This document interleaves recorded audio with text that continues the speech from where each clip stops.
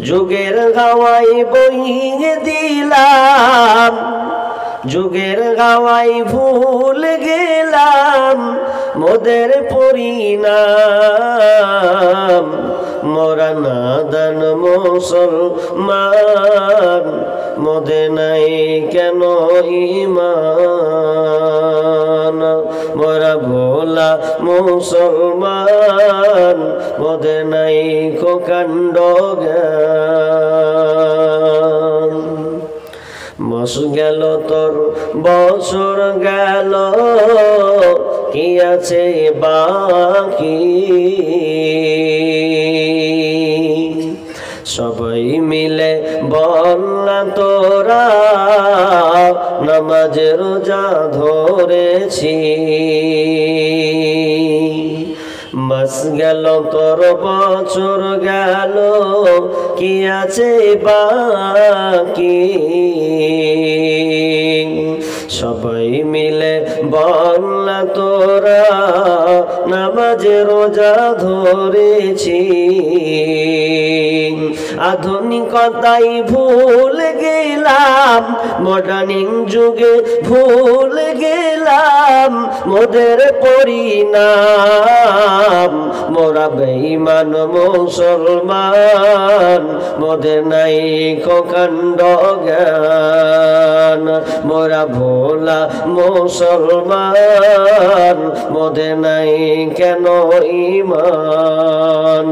যুগের হাওয়ায় ভুল গেলাম, যুগের হাওয়ায় বিলিয়ে দিলাম মোদের পরিণাম। মোরা নাদান মুসলমান, মোদের নাই কেন ঈমান। মোরা এমন ভাবে পার্টি করি, ভাইয়ে ভাইয়ে লড়ি মরি। মোরা এমন ভাবে দল করি, ভাইয়ে ভাইয়ে লড়ি মরি। মোদের ভোটে জোরে বাবু, মোদের ভোটে জোরে বাবু বিধানসভা পান। মোরা নাদান মুসলমান, মোদের নাই কেন ঈমান। মোরা অবুঝ মুসলমান, মোদের নাই কো কাণ্ড জ্ঞান। পার্টির যখন মিছিল হয়, আল্লাহ বলে রয় না ভয়। পার্টির যখন স্লোগান হয়, আল্লাহ বলে রয় না ভয়। চাকরি পাবার লোভে পড়ে, চাকরি পাবার লোভে পড়ে বলি বন্দে মাতারাম। মোরা মুশরিক মুসলমান, মোদের নাই কো কাণ্ড জ্ঞান। মোরা নাদান মুসলমান, মোদের নাই কেন ঈমান।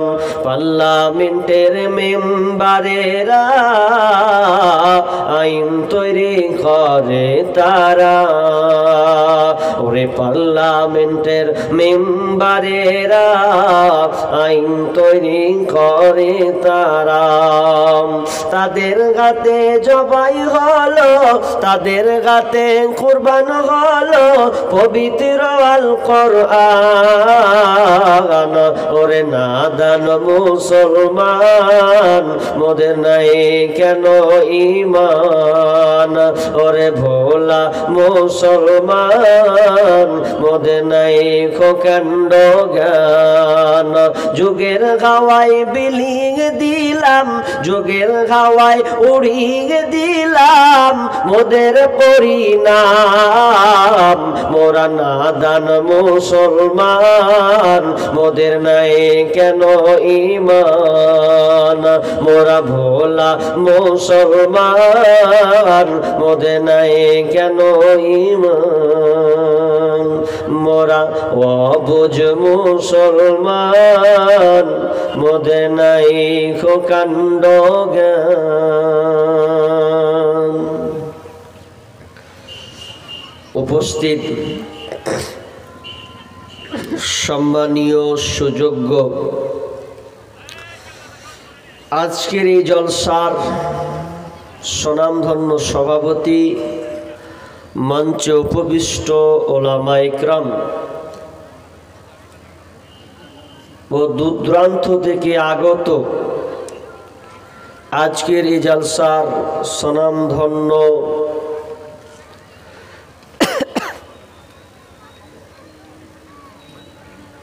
বিবেকমান মানুষ, বিবেক সম্পন্ন মানুষ এবং বিভিন্ন এলাকা থেকে ছুটে আসা দিনদার ইমানদার মুমিন ভাই সকল ও পর্দার অন্তরালে প্রজেক্টের মাধ্যমে দেখনেওয়ালি সম্মানিতা মা ও বোনেরা,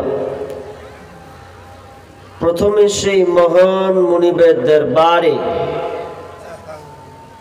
শুকরিয়া জ্ঞাপন করি, যেই মহান মুনিব আমাদেরকে কি হচ্ছে, আজান হচ্ছে নাকি? এখানে আজান আসছে তো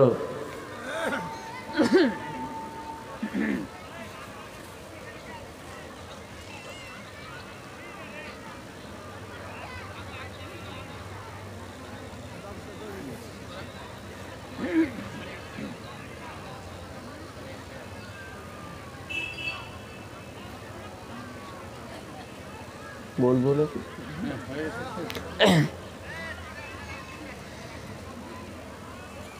সে আল্লাহ সুবহানাহু ওয়া তাআলার শুকরিয়া আদায় করি যে মহান মুনিব আমাদেরকে, এটা মসজিদের জলসা, মসজিদ কেন্দ্রিক আয়োজিত মাহফিলে কিছু কোরআন ও হাদিসের আলোচনা ও আমলের উদ্দেশ্যে যিনি আমাদেরকে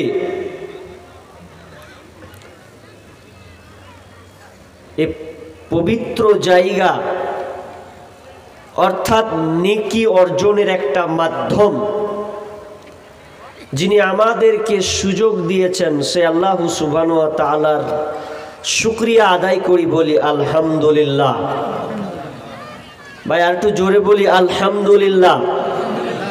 অতঃপর শান্তি বর্ষিত হোক সকল নবীদের উপর, বিশেষ করে আমাদের শেষ নবী জনাবে মুহাম্মদুর রাসূলুল্লাহ, আমরা সকলে বলি সাল্লাল্লাহু আলাইহি ওয়াসাল্লাম। আমি খুব ভয়ানক যদি বলেন তো ভয়ানক, কারণ বর্তমান প্রেক্ষাপট যা অবস্থা, তাহলে এই অবস্থার দিক দিয়ে যদি আলোচনা করা যায় তাহলে আমার আজকের একটা আলোচনা হবে।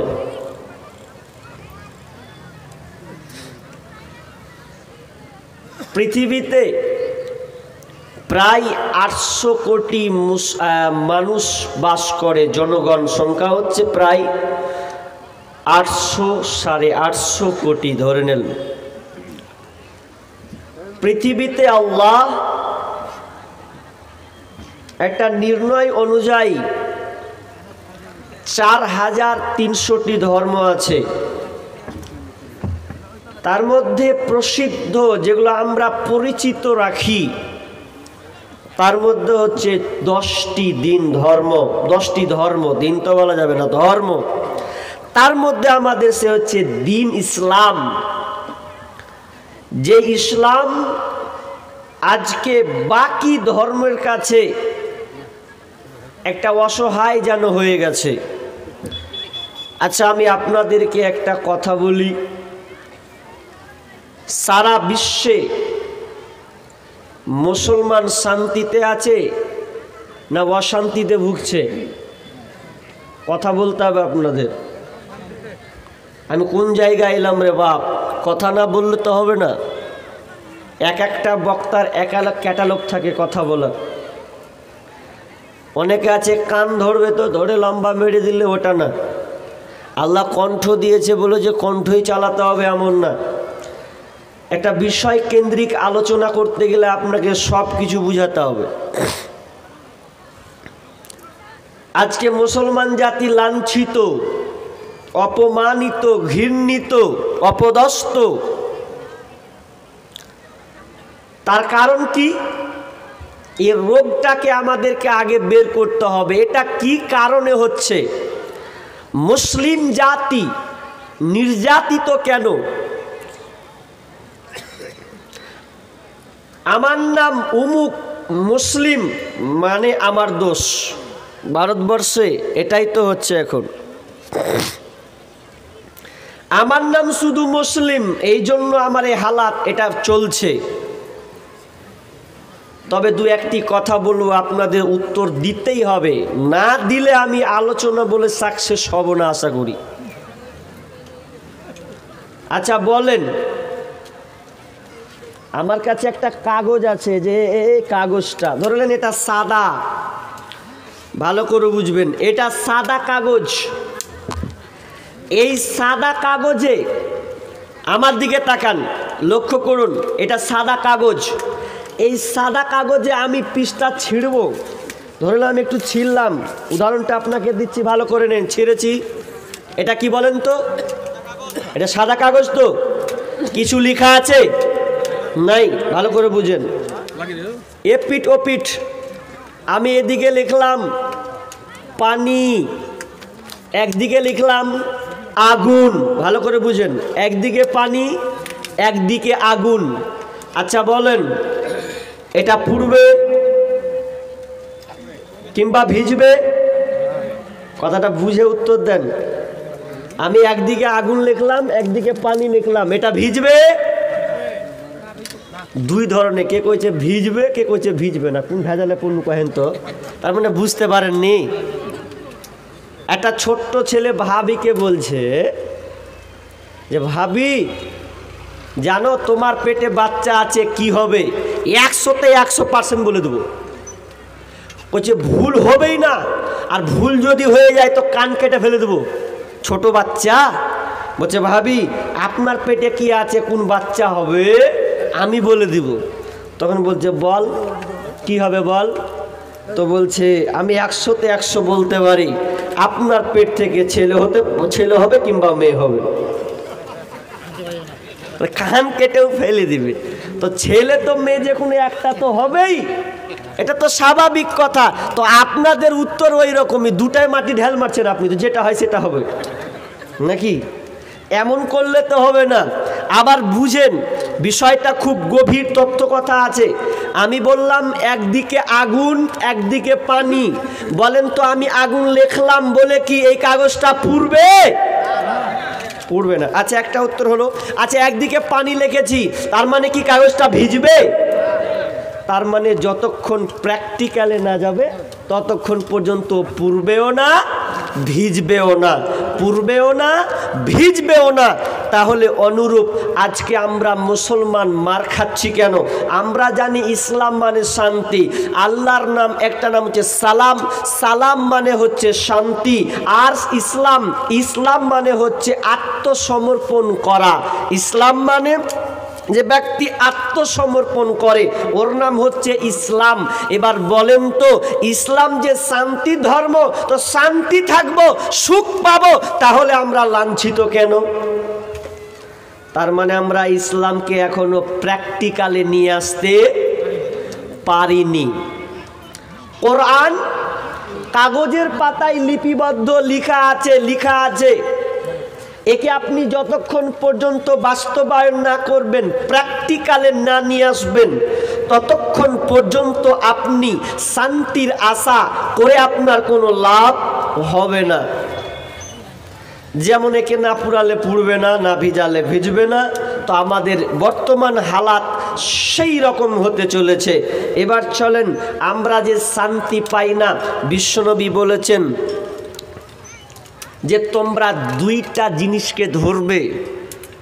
আল্লাহ রসুল শেষ লগ্নে বলে গেছেন তোমরা দুইটা জিনিসকে আঁকড়ে ধরো, একটা হচ্ছে কিতাব আল্লাহ ও সুন্নতে রসুলি, আল্লাহর কিতাব এবং সুন্নাহ। তোমরা এই দুইটা জিনিসকে আঁকড়ে ধরবে, তাহলে তোমরা লাঞ্ছিত হবে না, তোমরা পথ হারা হবে না, পথভ্রষ্ট হবে না, তোমাদের উপরে কেউ কিছু করে নিতে পারবে না যদি তোমরা শক্ত করে আঁকড়ে ধরো দুইটা জিনিস, এক আল্লাহর কোরআন, দুই নাম্বার হচ্ছে হাদিস। সেই হাদিসকে আল্লাহ রসুলের কথা কোন এগুলোকে আপনাকে আঁকড়ে ধরতে হবে, যেগুলো বলেছেন সেগুলোকে আমাদের মেনে নিতে হবে, তাহলে আমরা কল্যাণের দিকে থাকব, শান্তির মধ্যে পাবো। কিন্তু আমরা শান্তি পাচ্ছি না, অশান্তিতে। এতক্ষণ কিছু ভূমিকা আপনারা শুনলেন। এরপরে আমরা যে দুটি আয়াত পড়েছি, এই আয়াত থেকে আমরা শিক্ষা গ্রহণ করব যে আমরা মুসলমান মার খাচ্ছি কেন, কোথায় আমাদের ত্রুটি রয়েছে, এ ব্যাপারে আমাদেরকে জানতে হবে। আল্লাহ সুবহানাহু ওয়া তাআলা বলছেন, বিসমিল্লাহির রহমানির রহিম, قل إن كان آباؤكم وأبناؤكم وإخوانكم وأزواجكم وعشيرتكم وأموال اقترفتموها وتجارة تخشون كسادها ومساكن ترضونها أحب إليكم من الله ورسوله وجهاد في سبيله। আল্লাহ বলেছেন ফাতারাব্বাসু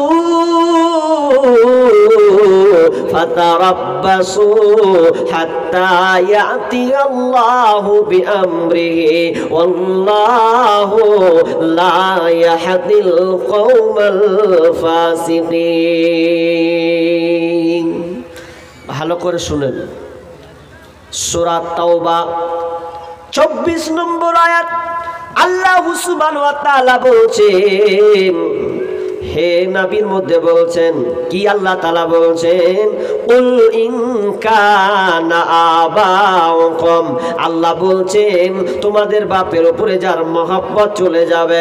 আগে গুটিয়ে নি কথাটা, আল্লাহ অত্র আয়াতে বলতে চাচ্ছেন তোমরা যখন 8টা জিনিসের উপরে মহব্বতকে বাড়িয়ে দেবে, এই 8টা জিনিসে যখন তোমাদের ভালোবাসা বেড়ে যাবে, আর 3টার উপরে যখন তোমাদের মহব্বত কমে যাবে, ভালোবাসা যদি কমে যায়, ফাতারাব্বাসু, অপেক্ষা করো ফাতারাব্বাসু হাত্তা ইয়াতি আল্লাহু বিআমরি, আল্লাহর নির্দেশ না আসা পর্যন্ত, আল্লাহর হুকুম না আসা পর্যন্ত তোমরা অপেক্ষা করো। ফাতারাব্বাসু হাত্তা ইয়াতি আল্লাহু বিআমরি ওয়াল্লাহু লা ইয়াহদিল কওমাল ফাসিকিন, আর আল্লাহ তাআলা ফাসিক কওমকে কোনদিন হিদায়াত দান করেন না। কোন 8টা জিনিসে আমরা মহব্বত দিয়ে দিয়েছি? আল্লাহ বলছেন যখন আমার বান্দারা 8টা জিনিসে মহব্বত বাড়াবে, 3টার উপরে মহব্বত কমিয়ে দেবে, তখন তাদের উপরে আযাব আসবে, মারবে, শাসক আসবে, নির্যাতন করবে, নিপীড়ন করবে, অপহরণ করবে, নিষ্পিত হবে, সব কিছু ওদেরকে অ্যাটাক করবে। ওরা যখন 8টা জিনিসে মহব্বত বাড়াবে, 3টার উপরে মহব্বত কমিয়ে দেবে। এক কথায় এই 3টার প্রতি তারা স্নেহ, ভালোবাসা, মহব্বত কাজের অত দেখাবে না, 8টার উপরে ঝুঁকি দেবে।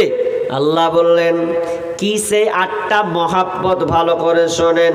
আল্লাহ সুবহানাহু ওয়া তাআলা 1 নম্বর বললেন কুল ইন কানা আবাউকুম, তোমার বাপের উপরে মহব্বত, ওয়া আবনাউকুম, তোমার সন্তানের উপরে মহব্বত, ওয়া ইখওয়ানুকুম, তোমার ভাইয়ের উপরে মহব্বত, ওয়া আজওয়াজুকুম, তোমার স্ত্রীর উপরে মহব্বত, ওয়া আশিরাতুকুম, আপনার কিনা বংশের মহব্বত, বন্ধু বান্ধবের মালের মহব্বত, আসিরাতুকুম ওয়া আমওয়ালুন ইকতারাফতুমুহা, এবং তোমার মালের সঞ্চিত মালের উপরে মহব্বত, ওয়া তিজারাতুন তাকশাউনা কাসাদাহা, তোমার ব্যবসা বাণিজ্যের মহব্বত, ওয়া তিজারাতুন তাকশাউনা কাসাদাহা ওয়া মাসাকিনু তারদাউনাহা, আর 8 নম্বর হচ্ছে তোমার ওই বাসস্থান জায়গা বাড়ির মহব্বত।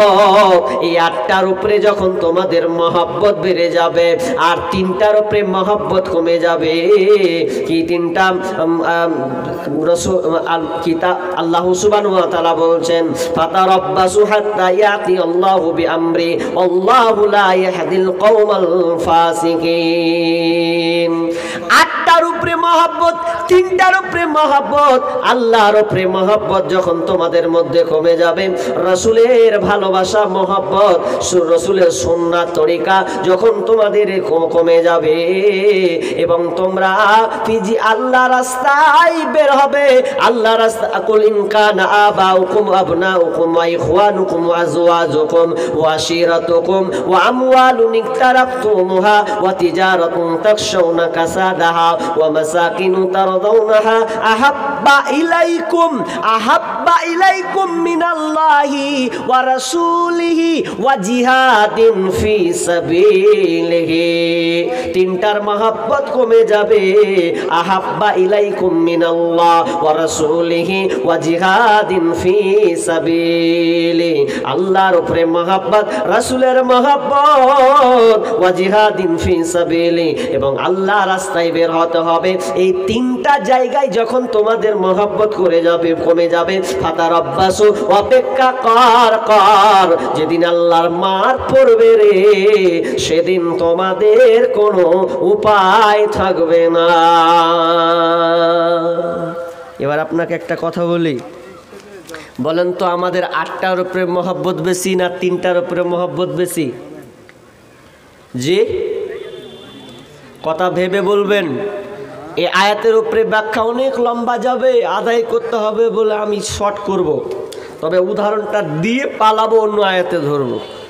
8টার উপরে মহব্বত আমাদের বেশি না 3টার উপরে মহব্বত বেশি? কথা বলেন, 8টার উপরে না 3টার উপরে? ভাবছে যে এমন জায়গায় কোপ মারছেন মৌলভী সাহেব, মুখ খুলতে পারি না। মুখ খুলবেন কি করে? ওই জন্য তো আপনাদের উপরে এত আযাব চলছে। 3টার উপরে মহব্বত আমরা কমিয়ে দিয়েছি, আল্লাহর উপরে আমাদের মহব্বত কমে গেছে, নবীর আদর্শ মানতে আমাদের ভালো লাগে না, আল্লাহ রাস্তায় বের হতে হবে, এটার জন্য আপনি বের হতে পারছেন না, তাহলে 3টার উপরে আপনার মহব্বত কমে গেছে বলে তোমরা বলেছ। আর বিশ্বনবী বলছেন আমার উম্মাত তখনই তারা মার খাবে, আমার উম্মাত তখনই তারা লাঞ্ছিত হবে যখন তারা 2টা জিনিসকে ধরবে, খুব খারাপ জিনিস সেই 2টা, হুব্বুদ দুনিয়া কারাহিয়াতুল মত, হুব্বুদ দুনিয়া কারাহিয়াতুল মত। যখন আমার উম্মাত দুনিয়াকে আঁকড়ে ধরবে, দুনিয়ার পিছনে ছুটবেন, টাকা নিয়ে ব্যস্ত থাকবেন, সম্পদ নিয়ে ব্যস্ত থাকবে, আল্লাহ বলে যারা ভুলে যাবে কারাহিয়াতুল মত, এবং তারা মতকে ঘৃণা করবে, মরতে হবে এটা নিয়ে তার কোনো টেনশন থাকবে না, এটা নিয়ে তার চিন্তা থাকবে না, এটাকে দূরে সরিয়ে দেবে। বিষ্ণু বলছেন যখন আমার উম্মাত এই 2টা জিনিসকে আঁকড়ে ধরবে রে, দুনিয়ার মহব্বতে পড়ে যাবে, দুনিয়াকে আঁকড়ে ধরবে আর মতকে ঘৃণা করবে, তখন আমার উম্মতের ওপরে এত লাঞ্ছিত নিষ্পৃত হবে আমার উম্মাত। কারণ কোনটা? তার 2টা কারণ, একটা হচ্ছে দুনিয়ার উপরে মহব্বত বেড়ে যাওয়া, আর আখেরা আপনার কিনা মতকে ঘৃণা করা। আল্লাহর উপরে মহব্বত কেমন আছে না না আছে আমি এবার উদাহরণ বলি। আপনাদের সমাজে বিয়ে হয়, কীরকম বিয়ে হয় জানি না, হলে বলবেন, কারণ এটা হচ্ছে দক্ষিণ দিনাজপুর নাকি? হ্যাঁ, দক্ষিণ দিনাজপুর, উত্তর দক্ষিণ সবই ঘুরলাম রে বাপ, তাহলে এটা দক্ষিণ দিনাজপুর। তো দক্ষিণ দিনাজপুরে আপনাদের কেমন বিবাহ? আচ্ছা, আপনাদের এই বিবাহতে আল্লাহর ঠাঁই হয়? কথাটা বুঝবেন, বললেন যে আল্লাহ আসবে না, কেমন কি? আল্লাহর ঠাঁই হয়, মানে আল্লাহর তরিকা অনুযায়ী হয়। আল্লাহ কি খুশি থাকে আপনার বিয়েতে? নবীর তরিকা অনুযায়ী হয়। আল্লাহ কি বলবো আপনাকে, হয় একটা লোকের বিয়ে হবে, তো বিয়ে যদি হচ্ছে তো শালির বিয়ে খেতে যাবে, ও শালির বিয়ে, তো শালির বিয়ে খাবে, তো শালির বিয়ে খাওয়ার জন্য 10 দিন আগে শ্বশুর বাড়ি। হ্যাঁ জি, এখনিও 10 দিন বাকি আছে বিয়েকে, তো 10 দিন হয়ে গেল, তো 10 দিন হয়ে গেছে, তো 10 দিন আগে হাতে আর কি মজা করে খেয়েছে ও, তো আবার বলছে যে বক্স না হলে আবার বিয়ে মানায়, বক্স নিয়ে আসতে হবে, বক্স। এবার বক্স নিয়ে আসবে, বক্স জুড়বে। আচ্ছা বলেন তো, শ্বশুরকে কি জামাই বকতে পারবে? শরমের ব্যাপার আছে, বড় মানুষ, শ্বশুরকে আর বকা যায়? শ্বশুর তখন কি করছে, জামাইকে না বকতে বেড়া পোতাগালাকে বকছে, ধরবা বক্স বাজাচ্ছিস, ক্ষমা পাইস না, তুমি নেপালি এগুলা বক্স বাজিয়ে বাড়াচ্ছিস, তোর তোমরা দামাত মুখ ভেঙে দেবো, তোরা কিছু পাইস না। তো খানিকটি কি করছে, জামাইকেও ছিলছে, মানে ওকে দিয়ে জামাইকে ছিলছে। জামাই এখন পেস্টিজে লেগেছে, মন খারাপ করছে, শ্বশুর এরকম করছে রে। তখন জামাই বলছে, থাকবো না, চলে যাবো বাড়ি। হ্যাঁ হ্যাঁ, তুই 9 দিন ধরে থাকলি, কালকে বিহা 9 দিন খেয়ে নিলি, আর আজকে বলছি বাড়ি চলে যাবো, মাথা খারাপ। তখন দেখবেন শাশুড়ি খুব জামাই দরদি হয় বেশি, তো শাশুড়ি জামাই দরদি হয়, তখন নিজের তাকি বকছে, যুগ জামানা কিছু বুঝো, বাজিস তো বাজিস, তোমার কি হলো, যা মসজিদে যার বিছানায় ঘুমাবো যাও। খানিকটি ওয়াকি পাল্টা দিয়ে দিলে, বয়স্ক মানুষ কি করবে, বালিশ লিয়া মসজিদে করে থাকবি না, তো রেখে না। আমি উদাহরণটা ভালো করলেন। বর্তমানের জামানার যে বিয়েগুলো হয়, বিয়েগুলো কোন পর্যায়ে চলে গেছে ভালো করে কান লাগান। 8টা মহব্বত আপনি ঢেলে দিয়েছেন, 3টার মহব্বত আপনি কমিয়ে দিয়েছেন। আপনি যে বিয়েটা করছেন বা বিয়েটা খাচ্ছেন, দেখবেন বিয়ে বাড়িতে যখন বিয়ে লাগে, অনুষ্ঠান হয়, হায় রে কত আল্লাহ বিরোধী কাজ সেখানে হয়। ইসলাম তরিকা অনুযায়ী বিবাহ হয় না, তার মানে আল্লাহর আইনকে লঙ্ঘন করা হয়, তার মানে ওখানে আল্লাহর আইনের আশ্রয় হয় না, তার মানে আল্লাহর ভালোবাসা ওখানে থাকে না। বিয়েটা যেখানে হয় নবীর তরিকা অনুযায়ী হয় না। নবীর তরিকা কেমন, অথচ দেখবেন যেখানে বিয়েটা হয়, আপনার ছেলের স্থান হয়, আপনার বাপের স্থান হয়, আপনার বন্ধুর স্থান হয়, আপনার মালের ওখানে স্থান হয়, সঞ্চিত সম্পদ দিয়ে আপনার বিবাহটা হয়। 8টা মহব্বত বিয়েতে লেগে থাকে, কিন্তু 3টার মহব্বত কিন্তু দেখা যায় না, আল্লাহর আশ্রয় হয় না, নবীর তরিকা অনুযায়ী বিবাহগুলো আজকের জামানাতে হয় না। বুক ফুলিয়ে বলেন, কেমন আছেন, আমার বিয়েটা ইসলাম তরিকা অনুযায়ী হয়েছে?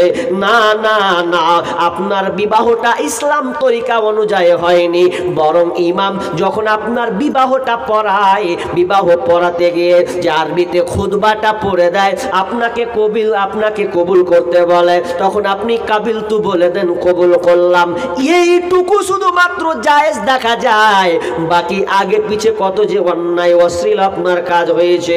ইমাম যখন ঢোকে, ইমাম দেখে, আরে এখানে তো ছেলে মেয়ে একসাথে বেহায়াপনা করে খেতে বলে বসেছে, পর্দার কোনো গুরুত্ব নাই, তার মানে এখানে আল্লাহর জায়গা হলো না, নবীর শরীয়ত আপনার কিনা হুকুমের জায়গা হলো না, ভালো আলেমের পর্যন্ত জায়গা হলো না, 3 শ্রেণীর লোকের জায়গা, 3 শ্রেণীর জায়গা হলো না, 3 রকম ভালোবাসার ক্যাটালগের জায়গা হলো না, 8টা প্রাধান্য হয়েছে। আমরা আল্লাহ বলছেন, ফাতারাব্বাসু, অপেক্ষা কর, তোমরা খুব মজা নিয়েছিস 8টার উপরে, তোদের উপরে যখন বিপদগুলো চাপিয়ে দেওয়া হবে, যখন তোমাদের উপরে শাসক নির্যাতন করবে, সেদিন তোমাদের কোনো কাজ হবে না।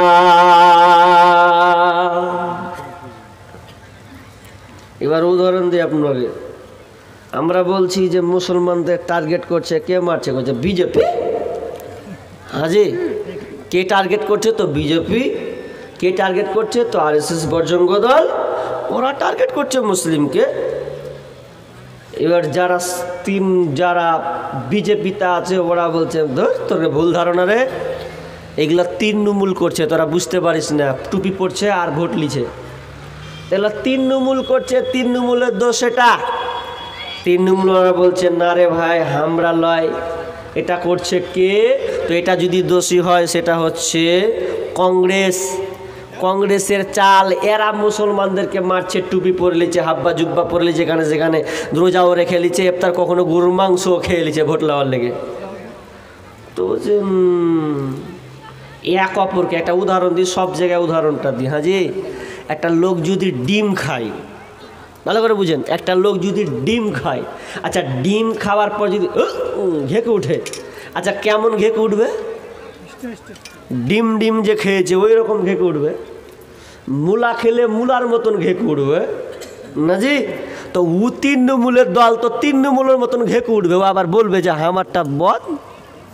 যে যার দলে থাকবে সে এরকম প্রশংসা করবে, এটা স্বাভাবিক।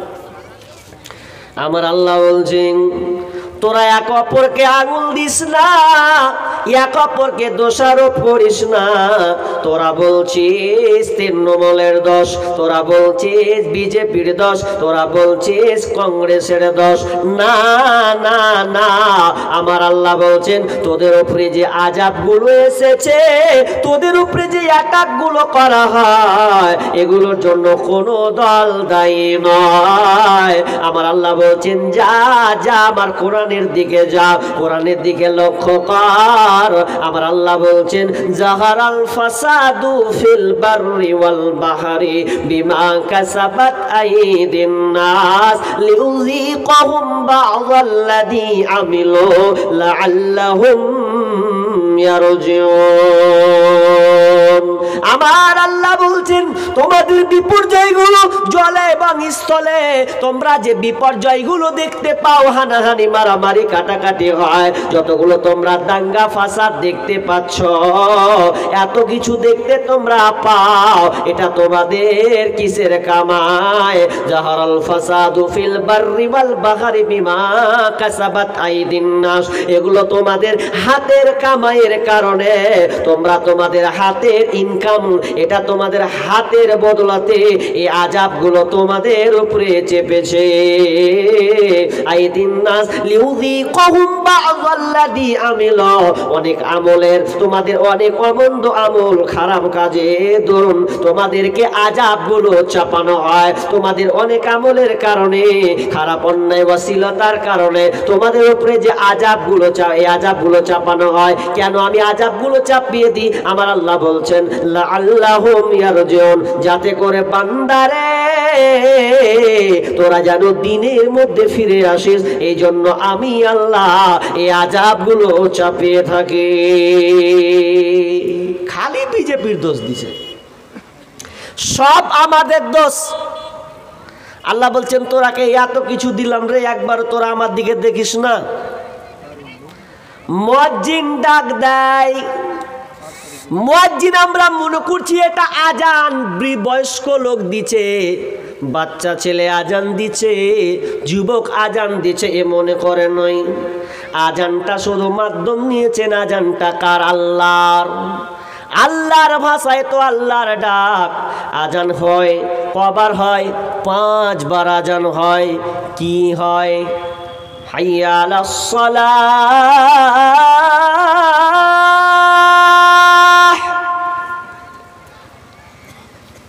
হাইয়া আলাস সালাহ।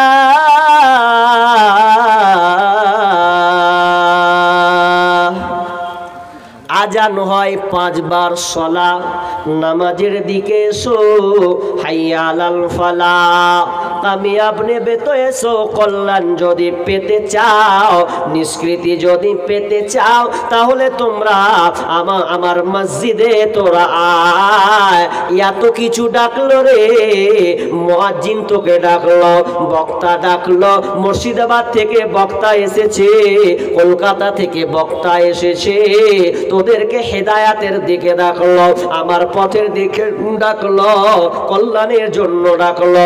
ইমাম মসজিদে তোকে বছরে 52 বার বুঝিয়েছে, এত কিছু টাকার পর তোরা যখন এলি না, আমার আল্লাহ বলছেন এগুলো তোদের কারণে আমি এই বিপর্যয়গুলো দিয়ে দিলাম। কেন দিলাম? লাআল্লাহুম ইয়ারজিউন, বান্দারে যাতে করে তুমি দিনের মধ্যে ফিরে আসতে পারো। ছোট্ট করে একটা উদাহরণ দিই। উদাহরণটা, আপনারা এখানে কেউ মিস্ত্রি আছেন, বাড়ি তৈরি করেন, তার নাম হচ্ছে রাজমিস্ত্রি, নাকি জি? রাজমিস্ত্রিরা কত সুন্দর করে বাড়ি তৈরি করে না?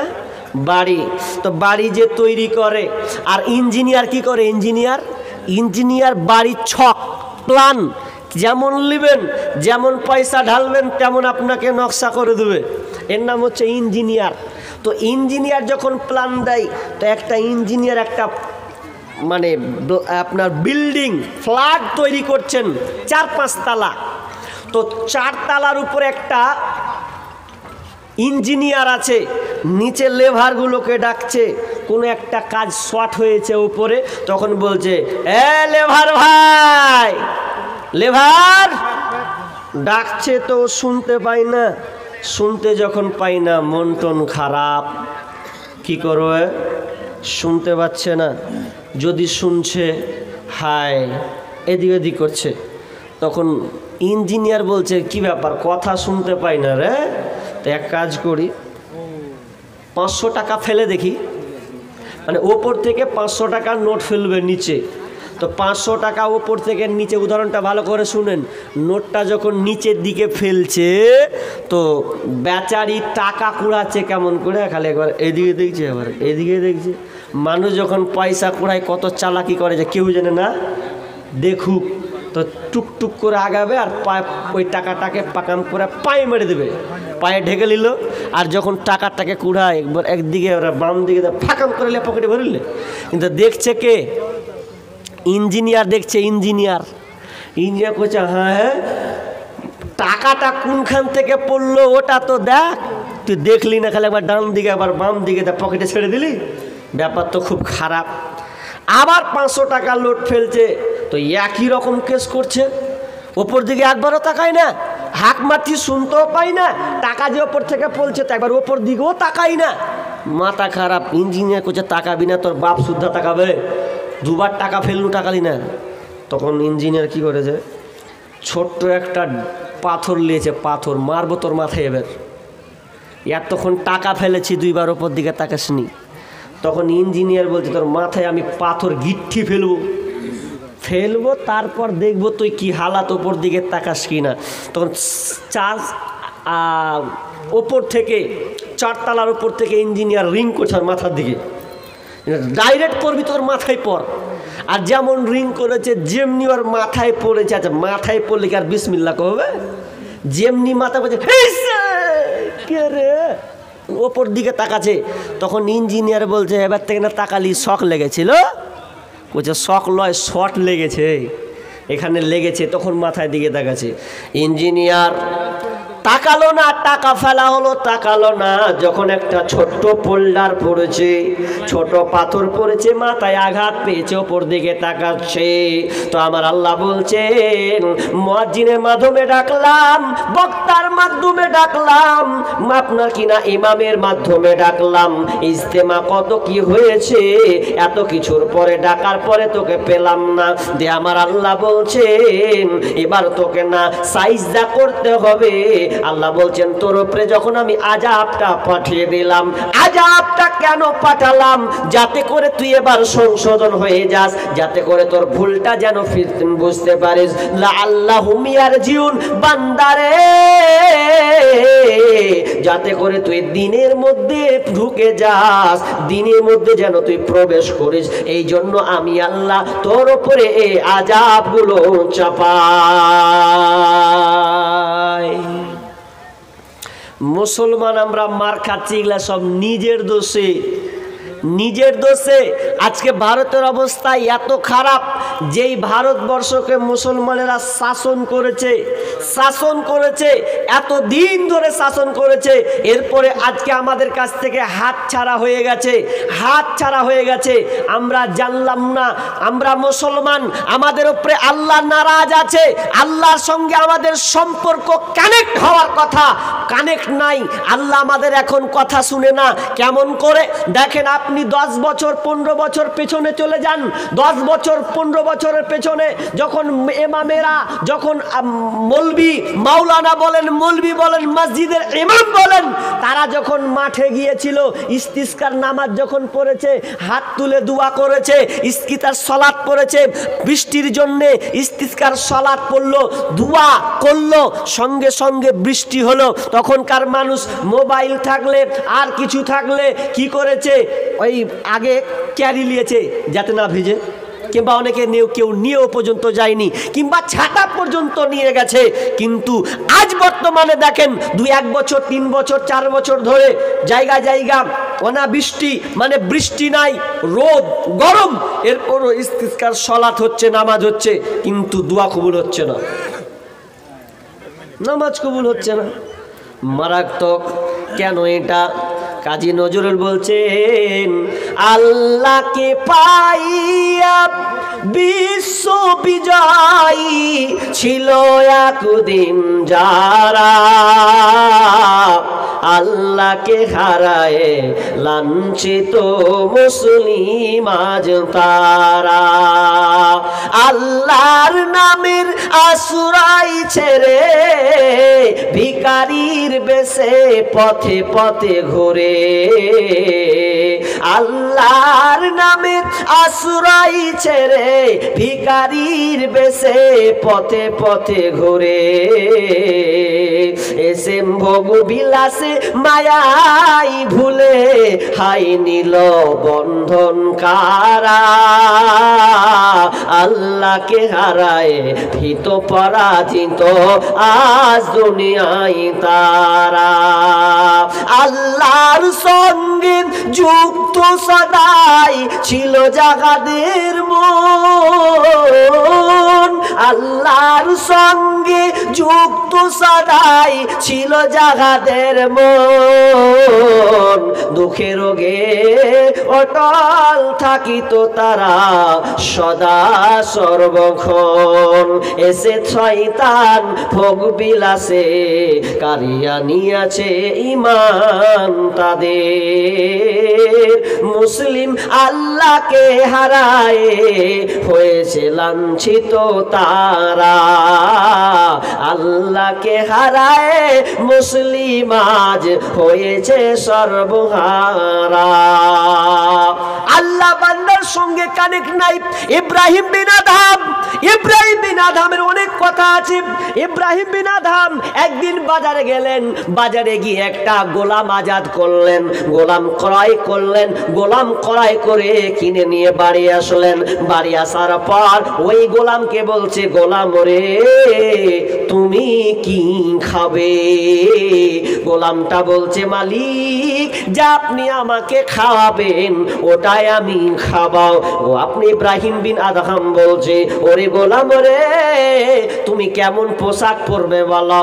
গোলামটা বলছে, মালিক যেমন আপনি আমাকে পোশাক পরাবেন, যে ধরনের পোশাক পরাবেন আপনার ইচ্ছা। এবার বলছে, মা গোলাম বলো তো তোমার নাম কি? ওহে চাকর তোমার নাম কি? তখন ওই গোলামটি বলছে, ওই চাকরটি বলছে, মালিক আপনি আমাকে যে নামে ডাকবেন ওটাই হবে আমার নাম।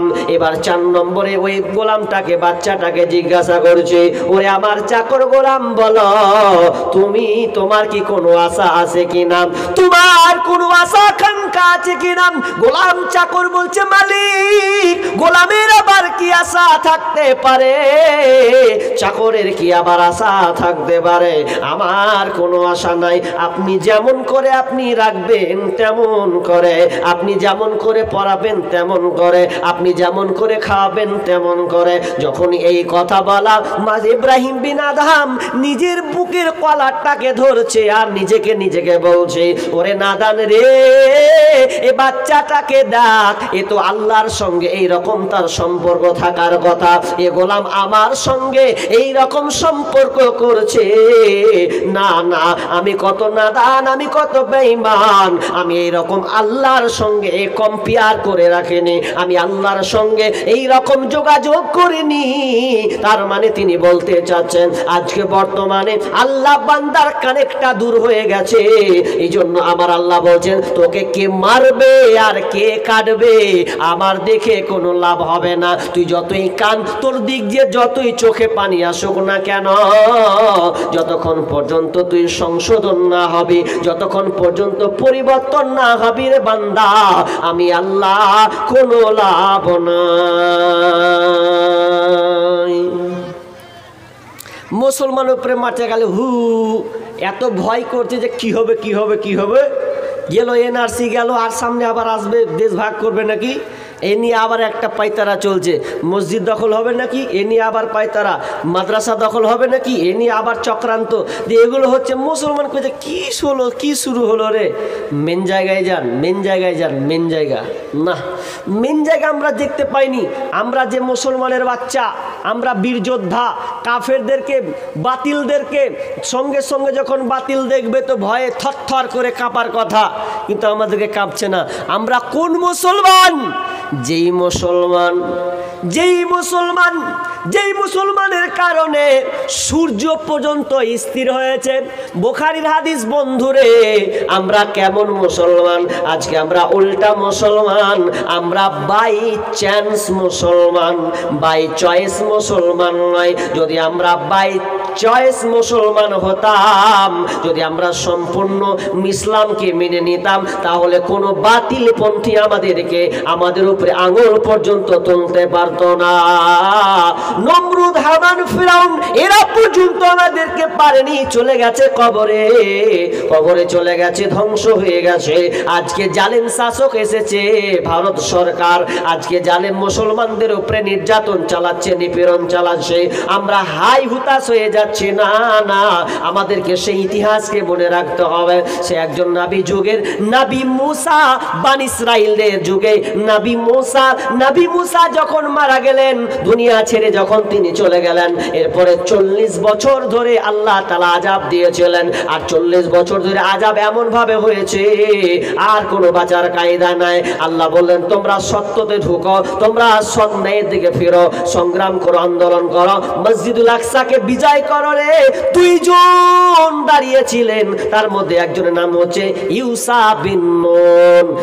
বিন নুনটাকে আমরা সকলে ঘটনাটা জানি। খিজির আলাইহিস সালামকে তালাশ করার জন্য নবী মুসার সঙ্গে যে লোকটা গিয়েছিল, ওটা কোন সেই সময় কিন্তু ওই লোক, সেই লোকটার নাম কি, সেই ছেলেটার নাম কি? তার নাম হচ্ছে ইউসা বিন নুন। তখন তিনি নবী হননি। সেই ইউসা বিন নুন আপনার মসজিদুল আকসাকে, ফিলিস্তিনের মসজিদুল আকসাকে দখল করার জন্য তিনি জিহাদ সংগ্রাম করছেন, যুদ্ধ করছেন। এমন সময়, সেই সময় একটা সময় ছিল শুক্রবার যেমন সূর্য ডুবলেই শনিবার, আর শনিবার হলে সমস্ত যুদ্ধ বন্ধ, যুদ্ধ করা যাবে না। কিন্তু এমন সময় তারা বিজয় লাভ করবে। ইউসা বিন নুন, নবী ইউসা বিন নুন আল্লাহর কাছে দোয়া করতে লাগলেন, মাবুদ, হে আমার রব, আমরা জিহাদ করছি, আমরা যুদ্ধে নেমেছি, শেষ পর্যায়ে আমরা চলেছি, একটু পরে আমরা মসজিদুল আকসাকে দখল করে নেব, ফিলিস্তিনের মসজিদুল আকসাকে আমরা কবজায় করে নেব। আল্লাহ, তুমি আমাদের আর একটু সময় দাও। যদি সূর্যটা ডুবে যায় তাহলে পড়ে যাবে মাগরিব, মাগরিবের পর হয়ে যাবে শনিবার, আর শনিবার যদি পড়ে যায় তাহলে আমাদেরকে যুদ্ধ বন্ধ করতে হবে, আবার নতুন করে যুদ্ধ করতে হবে, তো আমরা হেরে যাব। কিন্তু মাবুদ রে, যতক্ষণ পর্যন্ত আমরা যুদ্ধে সাকসেস না হচ্ছে ততক্ষণ পর্যন্ত পর্যন্ত এই সূর্যটাকে আল্লাহ তুমি থামিয়ে দাও, সূর্য যেন আর এদিক ওদিক না হয়, পুরো সূর্যটাকে স্থির করে দাও।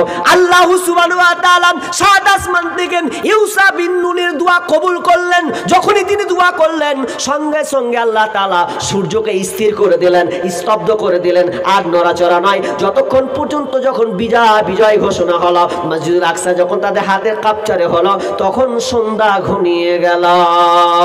লিল্লাহি তাকবীর।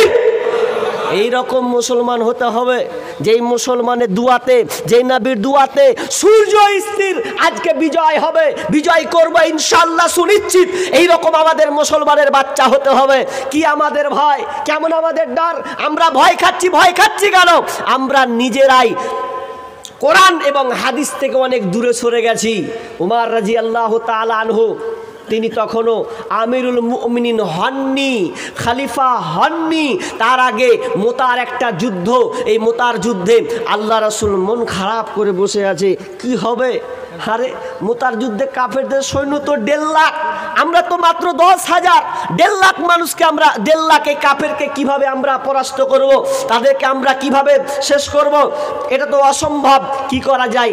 তাঁবুর তলে মন খারাপ করে আছে। উমর ঢুকে বলছেন, ইয়া রাসূলুল্লাহ, আপনার মনটা কেমন খারাপ, আপনার মনটা যেন কেমন জানি লাগছে, কি হয়েছে নবী গো? একটু কি আপনি আমাদেরকে খুলে বলবেন না? বিশ্বনবী বলছেন, উমর রে, তুমি তো জানো ওরা আজকে যুদ্ধে 1.5 লক্ষ মানুষ আছে, আমরা মাত্র 10,000। কে যেন হবে, আজকে দিনটা জানি কেমন হবে, আমরা বিজয় হতে পারবো কিনা? উমর বলছেন, ইয়া রাসূলুল্লাহ, আপনি কি বলেন, কি আপনি সব বলছেন? এ নিয়ে চিন্তিত হওয়ার কারণ নাই। আমি উমর, আমি একা, আপনি আপনার দল 9,999 সাহাবীকে ঘুমাতে বলেন, বসতে বলেন। আমি একা উমর তলোয়ার নিয়ে 1.5 লক্ষর সামনে ঝাঁপিয়ে পড়ে যাব, কারণ আমি হলাম শের, আমি হলাম বাঘ, আর আমার সামনে 1.5 লাখকে আমি দেখি ভেড়া, আর ভেড়াকে কোনোদিন বাঘ ভয় পাবে না, কারণ আমি শের হিসাবে হুঙ্কার মারব, আমি ওগুলোকে তলে ফেলে দেব, আমি ওগুলো ভেড়াকে আমি কিছু মনে করি না, আমি নিশ্চিত এই ইসলামের পতাকাকে আমি উত্তোলন করব। যখনই এইরকম কথা বলা, আল্লাহ রাসূল বললেন, আমি বললেন, উমর যাও, আল্লাহ তোমাদেরকে বিজয় দান করো, আল্লাহ তোমাদের সাহসিকতা আরো বাড়িয়ে দিন। কিন্তু মুসলমান মার খাচ্ছি, তাদের চেতনা কেমন ছিল? যে একটা উদাহরণ দিই, মার খাচ্ছি কেন? আচ্ছা, ফুটবল মানে গোল নাকি? যে ফুটবল মানুষ প্লেয়ার খেলে, তো ফুটবল দেখেছেন কটা প্লেয়ারে মারে গো? এদিক 2টা দল, ডান দিক বাম দিক, গোল যখন কটা করে প্লেয়ার থাকে? 11। তো 11 22টা, তো 11-22টা প্লেয়ার যখন মারে, লাত্থাই, এদিক দিয়ে লাত্থাই, ওদিক দিয়ে লাত্থাই, ওইদিকে ঢুকে একবার, এদিকে ঢুকে। আচ্ছা, বলটা তো হাওয়া আছে, আর তো কিছু নেই, যে শট মারছে, তা একটা ছেলে মন খারাপ করছে, হ্যাঁ, বলটা কি ক্ষতি করলে? যারা 11 জন লাথেছে, ওরা 11 জন লাথেছে, কোনো কারণ গন্ডগোল তো কিছু আছে। তখন বলছে, কি করা যায়? তো বলটাকে সাটাম করে হাতে পেয়ে নিয়েছে। তখন বলছে, ওরে আমার বল, তুই এবার বল, তোকে কেন এরা লাথেছে, কি করেছিস তুই এত সুন্দর চকচকে সাদা একটা বল, দেখতে খুব সুন্দর, তো কিছুই দোষ পাচ্ছি না। এরপরে 11 জনা ধরে লাথাচ্ছে, বল রে, আমার খুব মায়া হচ্ছে, কি হয়েছে বল, কেন তোকে লাথায়?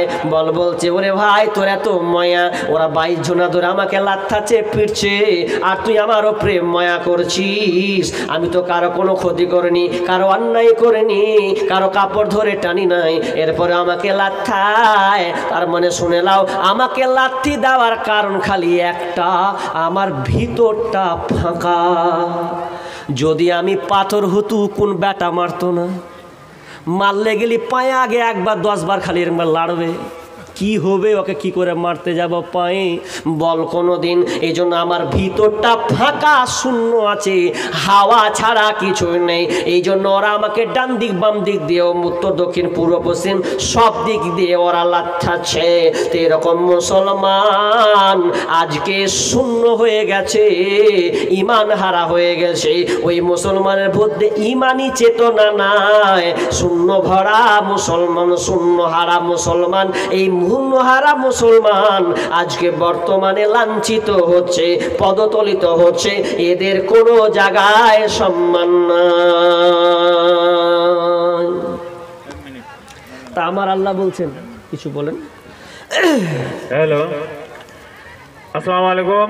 মা খালাদেরকে বলা হচ্ছে আপনারা একটু সাথে সাথে বসুন, সামনের দিকে এগিয়ে বসুন। পিছনে মহিলাগুলো দাঁড়িয়ে আছে, মহিলার প্যান্ডেলটা একদম ফুল হয়ে গেছে, পুরুষের প্যান্ডেল খালি হয়ে আছে।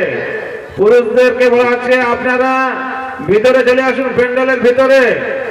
আর আমাদের যে আজকের প্রধান বক্তা তিনি চলে এসেছেন, চিন্তার কোনো কারণে তিনি আমাদের কাছে এসে উপস্থিত হয়ে আছেন, আলহামদুলিল্লাহ।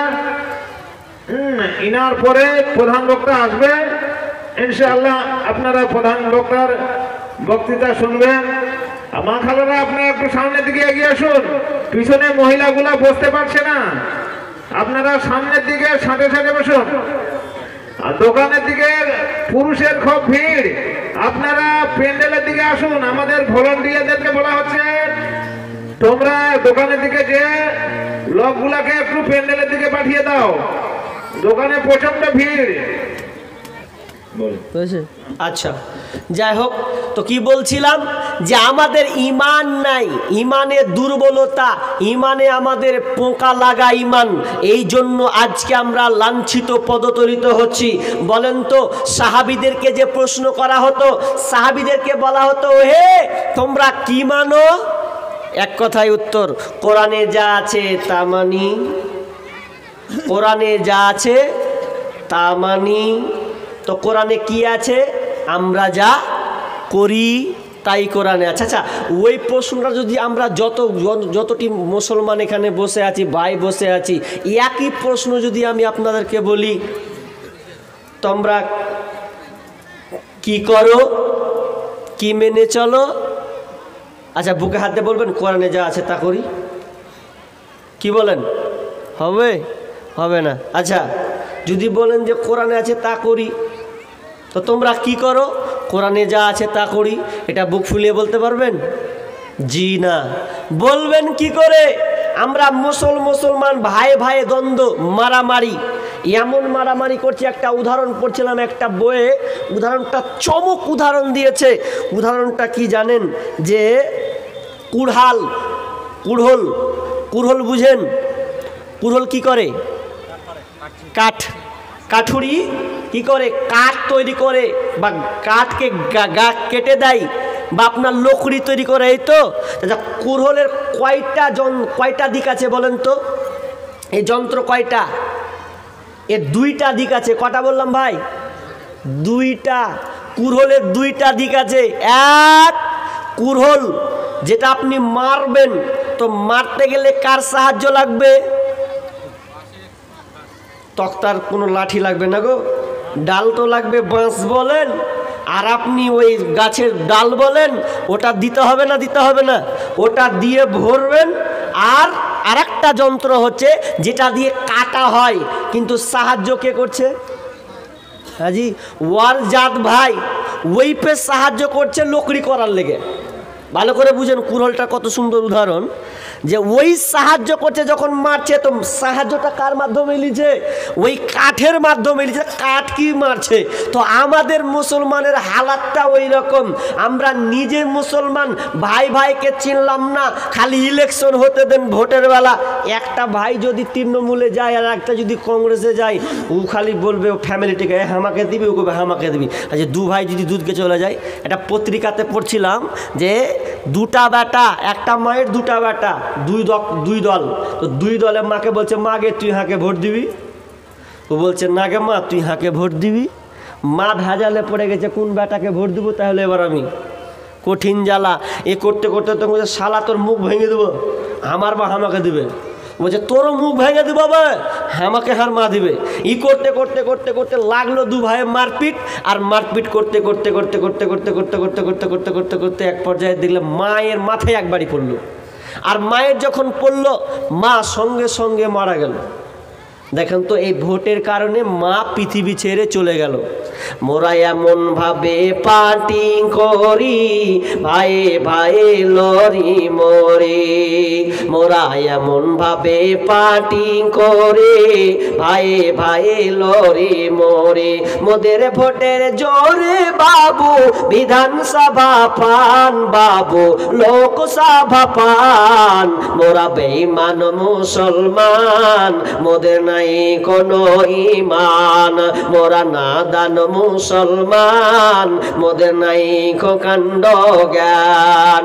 আমার আল্লাহ বলছেন আই যতক্ষণ পর্যন্ত তোরা নিজের অবস্থানকে পরিবর্তন না করবি, আমি আল্লাহ তোদেরকে শান্তি তোরা পাবি না, পাবি না, পাবি না। আমার আল্লাহ বলছেন ইন্নাল্লাহা লা ইউগাইয়িরু মা বিকওমিন হাত্তা ইউগাইয়িরু মা বিআনফুসিহিম। আমার আল্লাহ বলছেন যতক্ষণ না তোমরা নিজের অবস্থানকে পরিবর্তন না করবে, ততক্ষণ পর্যন্ত আমি আল্লাহ তোমাদের অবস্থান পরিবর্তন করব না। যতক্ষণ না তোমরা নিজের ভুলটাকে যতক্ষণ পর্যন্ত ধরতে না পারবে, আমি আল্লাহ তোমাদেরকে সংশোধনের দিকে নিয়ে যাব না। নিজের ভুলটাকে আগে ধরে নাও, নিজেকে পরিবর্তন হও। আমার আল্লাহ বলছেন, তাহলে আল্লাহ বলছেন আমিও তোমাদের অবস্থানকে পরিবর্তন করে দেব, আগের অবস্থায় আমি তোমাদেরকে ফিরিয়ে দেব। আমি শেষের দিকে চলে আছি, আদায় করতে হবে বলে। কি কথা শুনেন, আমরা এত কিছু হচ্ছে, আমি আর বিষয়টাকে লম্বা করছি না, আদায়ের জন্য শর্ট করার চেষ্টা করছি। কি কথা, যে আমরা পরিবর্তন হচ্ছি না, পরিবর্তন নাই, কিন্তু সাহাবীদের কেমন আমল, যেমনই কোনো আদেশ আসতো সঙ্গে সঙ্গে তারা মেনে নিতেন, আমরা মানতে পারছি না, অসহায়, কি দুরবস্থা আমাদের। আমরা আজকে এখন আমরা নিজের চিনতে পারলাম না আমরা কি হালাত, কি ছিলাম আর কি হলাম। আজকে মুসলমান সব দেশেই নির্যাতিত, নিষ্পৃত হচ্ছে, এটা আমাদের কারণে। পরিবর্তন হন, একটু বুঝতে শিখুন। সাহাবীরা যেমন করে বুঝেছে সেইভাবে আমাদেরকে বুঝতে হবে। একটি কথা বলি, আপনাদেরকে বলি, ভালো করে কান লাগান, ভালো করে শুনেন। একটা প্রশ্ন করব, প্রশ্নের উত্তরটা দেন। আচ্ছা বলেন, আপনাদের মসজিদে জুমার নামাজ পড়েন তো? আজই জুমার নামাজ পড়েন? ওটা তো সবাই হাত তুলে। কারা কারা জুমার নামাজ পড়েছেন হাত তুলেন তো। হাজি ভাই, বাকিগুলা জুমার নামাজ পড়েন না আপনারা? সুবহানাল্লাহ। কটা লোক মানুষ জুমার নামাজ পড়েন? আচ্ছা, যারা হাত তুললেন না, যারা হাত তুলেননি, ও বলছে যে হাত তুলবো, কি বলবে আল্লাহ জানে। আচ্ছা বলেন, বছরে জুমার খুতবা কটা হয়? কে বলতে পারবো? আর কাছে 500 টাকা লিবো। রাইট বলতে হবে কিন্তু। আজ কোন ভেজালে ফেললাজি ধরে না। বলেন, জুমার নামাজ বছরে কয়টা? কে বলতে পারবে? বলেন না, সামনে শ্রোতাদের বলতে দেন। বলেন কয়টা? 52টা। আচ্ছা, 52টা খুতবা হয়। একবার বলেন তো, যে আমি এই হারাম সম্পর্কে, যেমন ধরলেন মদ হারাম, বিড়ি সিগারেট খেতে নিষেধ করেছেন আলেম ওলামা, খেয়েন না। আচ্ছা, এরকম কথা বলেছেন, সুদ খেয়েন না, ঘুষ খেয়েন না, এরকম লোক শুনেননি? এরকম হাত তুলেন।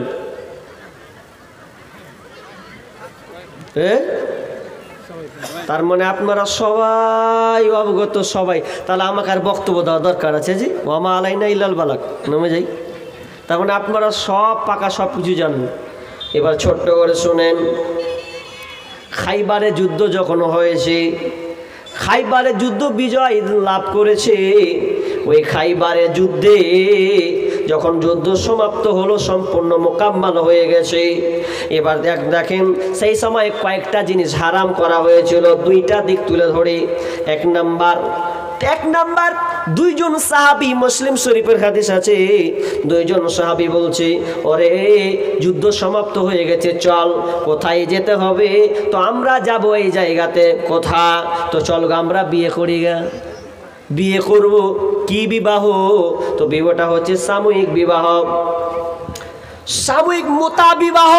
মোতা বিবাহ মানে কদিনের জন্য বিবাহ, নির্ধারিত একটা দিন, 10 দিন হতে পারে, 15 দিন, 20 দিন হতে পারে, এই রকম একটা বিবাহ। দুজন বলছে চলো গা আমরা বিয়ে করব গা। কি করবে, কিসের বিনিময়ে বিয়ে করতে হবে? তো বলছে বিয়ে করব আমরা, কম্বল পেয়েছি, কম্বলের বিনিময়ে বিয়ে করো। একজনের বয়স 40, একজনের বয়স ধরালেন 24, মানে কম বেশি বয়স আছে। যার 40 বয়স উল্ল একদম সুন্দর চকচকে কম্বল পেয়েছে, আর যার বয়স অল্প কম ও ছেঁড়া কম্বল, মানে কোনো রকম গায়ে দেওয়া চলবে। তো দুজনে বলছে হ্যাঁ চলো গা বিহা করি গা। তখন যুবক ছেলেটা বলছে হ্যাঁ রে ভাই, সামনে যে যার ঠান্ডা আসছে তো বিহা করি গা কইছেন, ভালো কথা, তো কম্বলটা গায়ে দেওয়ার লেগে না দিয়েছে, তো গায়ে দিবি কি রে ভাই? তো বলছে ধরবে গায়ে দিব কি, আগে যেটা ঠান্ডা, যেটা আগে ঠান্ডা উঠছে ওটাকে আগে গরম করি গা, তারপর দেখছি গা। মানে ও বিয়ে করবে এখন, বিয়ে করার জ্বালা উঠে লেগেলে কি আর ওটা মানে আগা পিছা দেখবে? যা হয় পরে হবে।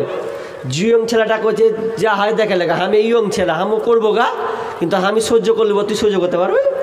তারপর দুই না মিলে চলে গেছি গ্রাম। একটা গ্রাম ঢুকলো, ঠক ঠক করে আওয়াজ দিচ্ছে, ওহে বাড়িওয়ালা কে আছো কে আছো? দরজা খুলে দেখছি একটা মেয়ে সুন্দরী মহিলা দরজা খুলেছে।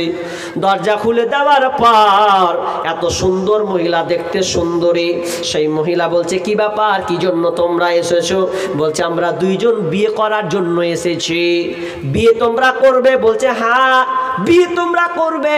তো বিয়ে করবে যে তোমরা, তো তোমরা কি দিবে? বলছে দেখো চাদর নিয়ে এসছি, চাদরের বিনিময়ে বিয়ে করা হবে। বিয়েটা কি? এটা হচ্ছে মোতা বিবাহ, সাময়িক বিবাহ, কিছু দিনের জন্য বিবাহ হবে। তখন মেয়েটা একবার ওর দিকে তাকাচ্ছে, একবার এর দিকে তাকাচ্ছে, দুজনে আবার দু ভাই আপনার তাকাচ্ছে। হ্যাঁ হ্যাঁ, মেয়েটা একবার এর দিকে তাকাচ্ছে, ওই দিকে তাকাচ্ছে, মনে হয় হাঁকে পছন্দ করবে কিনা। যারা একটু বয়স বেশি বলছে হ্যাঁ ভাই মনে হয় তোকে নিয়ে নেবে রে ভাই, আমার মনে হয় হবে না, এরকম বলা বলি করছে।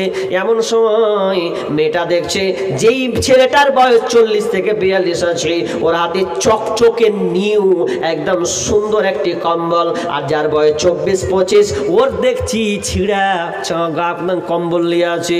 মেয়েটা বলছে কাকে করি কাকে করি, কাকে প্রয়োজন?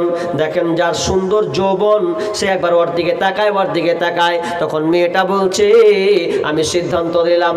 মেয়েটা তখন সিদ্ধান্ত নিলেন ওই 40 বছরের ছেলেকে না ধরে 25 বছরের ছেলেটাকে ধরলেন।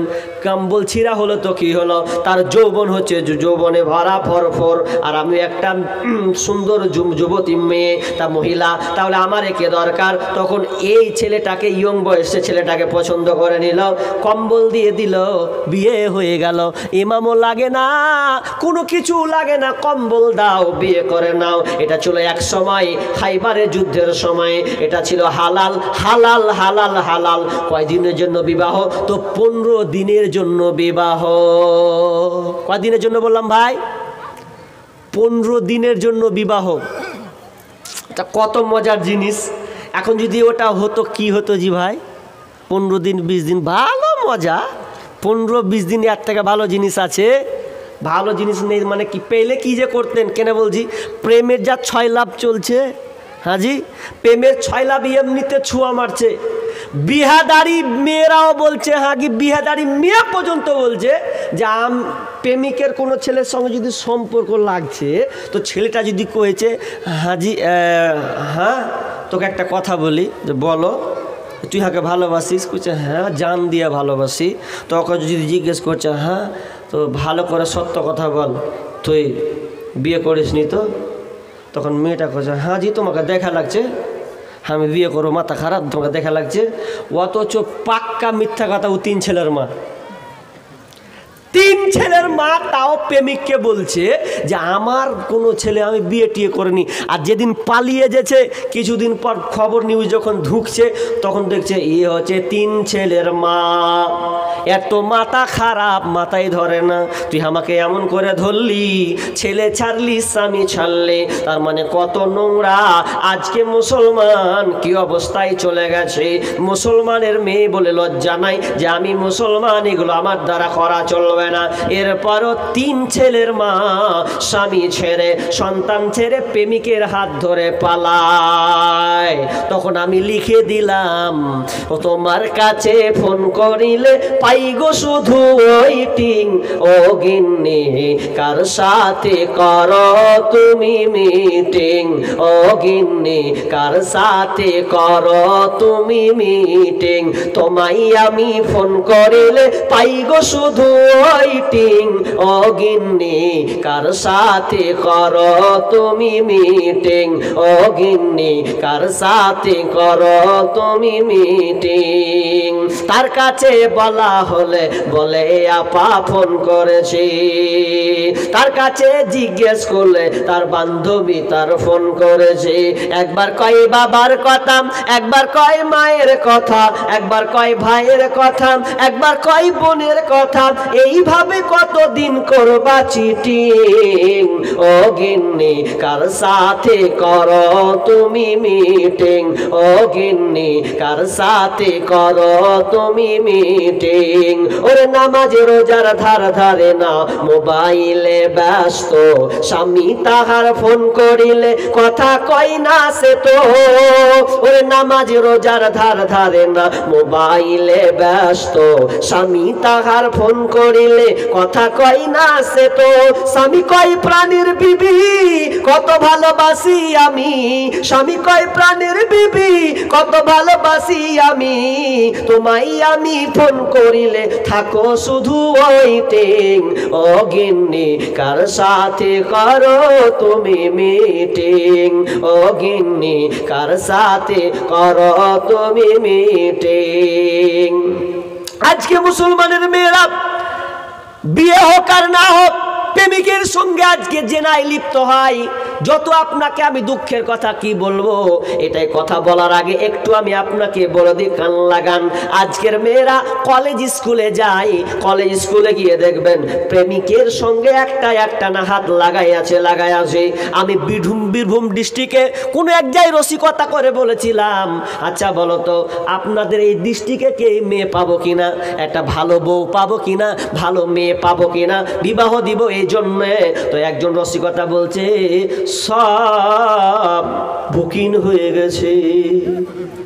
হ্যাঁ, যে বুকিং হয়ে গেল এই কথাটা কেন বলছে ও? বুকিংয়ের অর্থ জমা করছে যে বুকিং হলো যত স্কুল আর কলেজ আছে সব একটা করে সেটিং হয়ে গেছে, একটাও ফাঁকা নেই। তো কথাটা তো খারাপ নয়, একদিক দিয়ে ঠিকই বলেছে। আজকালকার যত স্কুল কলেজে আল্লাহ আল্লাহ, একবার তওবা করেন, একবার একটু সাহস যোগান। দেখেন আপনার ছেলের হাতে অ্যান্ড্রয়েড মোবাইল আছে, আপনার মেয়েকে আপনি অ্যান্ড্রয়েড মোবাইল ধরিয়ে দিয়েছেন। আর একজন লেখক রাইটার, জানি না কোথাকার আমেরিকান হবেন, তিনি একটা পোস্ট করেছিলেন, পোস্টার মধ্যে লেখা ছিল কোনো মেয়েকে যদি কোনো বাপ মোবাইল দেয়, কোনো মেয়েকে যদি কোনো বাপ কোনো গার্জেন মোবাইল দেয়, তার মানে জানতে হবে ওই মেয়ের কাছে পরপুরুষের আশ্রয় যায়। কথাটা বুঝেননি আপনি? আপনার মেয়ে যদি মোবাইল চালায়, এভাবে মোবাইল চালাতে, ফেসবুক চালাবে, চালাতে চালাতে কত রকম যে আসবে, কত রকমের যুবক যে আসবে তার সামনে ভাসবে, আর সে এগুলো দেখে নিজেকে উপভোগ করবে। ওই কথাটাই তিনি বলতে চাচ্ছেন যে মেয়েকে দেওয়া মানে পরপুরুষের আশ্রয় দেওয়া। ওই লোক ওই পুরুষকে আসতে হবে না, ওর ঘরে আশ্রয় নিয়ে নাই। আফসোস, বড় আফসোস লাগে। আপনার মেয়েকে আপনি মোবাইল থেকে ঠেকান, প্রয়োজন থাকলে নেন, কিন্তু আপনার মেয়েকে এমনভাবে মোবাইল দিয়েছেন 24 ঘন্টা খালি মোবাইল নিয়েই থাকে। কি করিস রে? বলছে বান্ধবীর সঙ্গে চ্যাটিং করি। বান্ধবী তো চ্যাটিং নাই, কখন বান্ধবী নাই, কখনো বন্ধু ঢুকে আছে। বান্ধবী নয়, বন্ধু ঢুকে আছে, খুব পরেশানি। এই জন্য তো আজকালকার মেয়েরা দেখেন কত নোংরা পর্যায়ে চলে গেছে। ওকে ছাড়া বিয়ে করব না, বিষ খেয়ে নেবো, মরে যাব, জান দিয়ে দেবো, এত কিছু হচ্ছে। কত মেয়ে জানেন বিয়ের আগে প্রেগনেন্ট পর্যন্ত হয়, আছে না? আপনি কত নেবেন? সোশ্যাল মিডিয়াতে দেখেন, আপনি বছরে পাবেনই পাবেন। আপনি আপনার জেলায় না পাবেন আমার মুর্শিদাবাদ ডিস্ট্রিক্ট, না পাবেন মালদা ডিস্ট্রিক্ট, পাবেনই পাবেন। আচার আপনাকে গতবার তো কত প্রমাণ দিয়েছি এ ব্যাপারে। আহা মা বোন সতর্ক হন, প্রেমিকের পাল্লায় খবরদার আপনি পড়বেন না, খবরদার না, এগুলো হারাম, এগুলো হারাম হারাম হারাম। এগুলো থেকে বোন ফিরে আসো।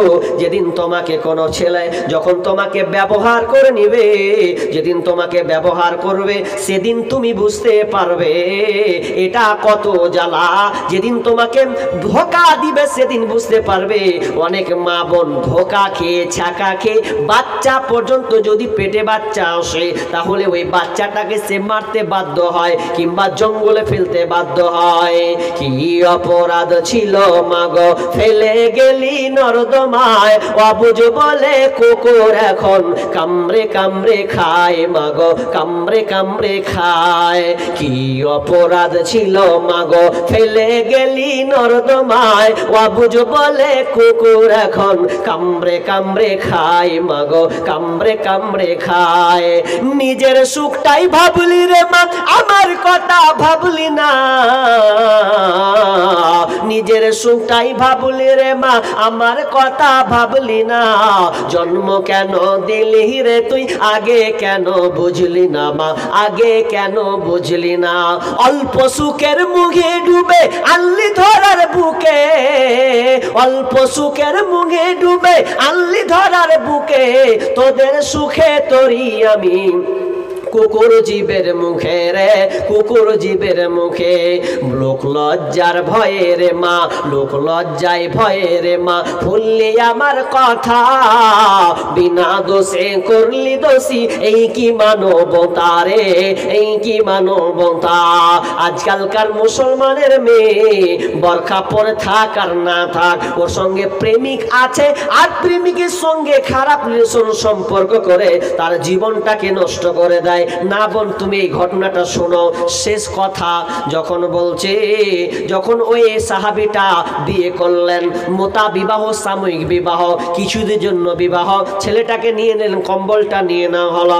এরপরে 2-4 দিন পরে এলান হচ্ছেন, ওরে সাহাবীরা, যারা তোমরা মোতা বিবাহ করেছো, যারা সাময়িক কিছুদিনের জন্য বিবাহ করেছো, খবরদার, এখন তোমাদের জন্য হারাম করে দিলাম, এই বিবাহটাকে হারাম করে দিলাম, হারাম করে দিলাম, হারাম করে দিলাম, আর তোমরা এ কাজে যেতে পারবে না।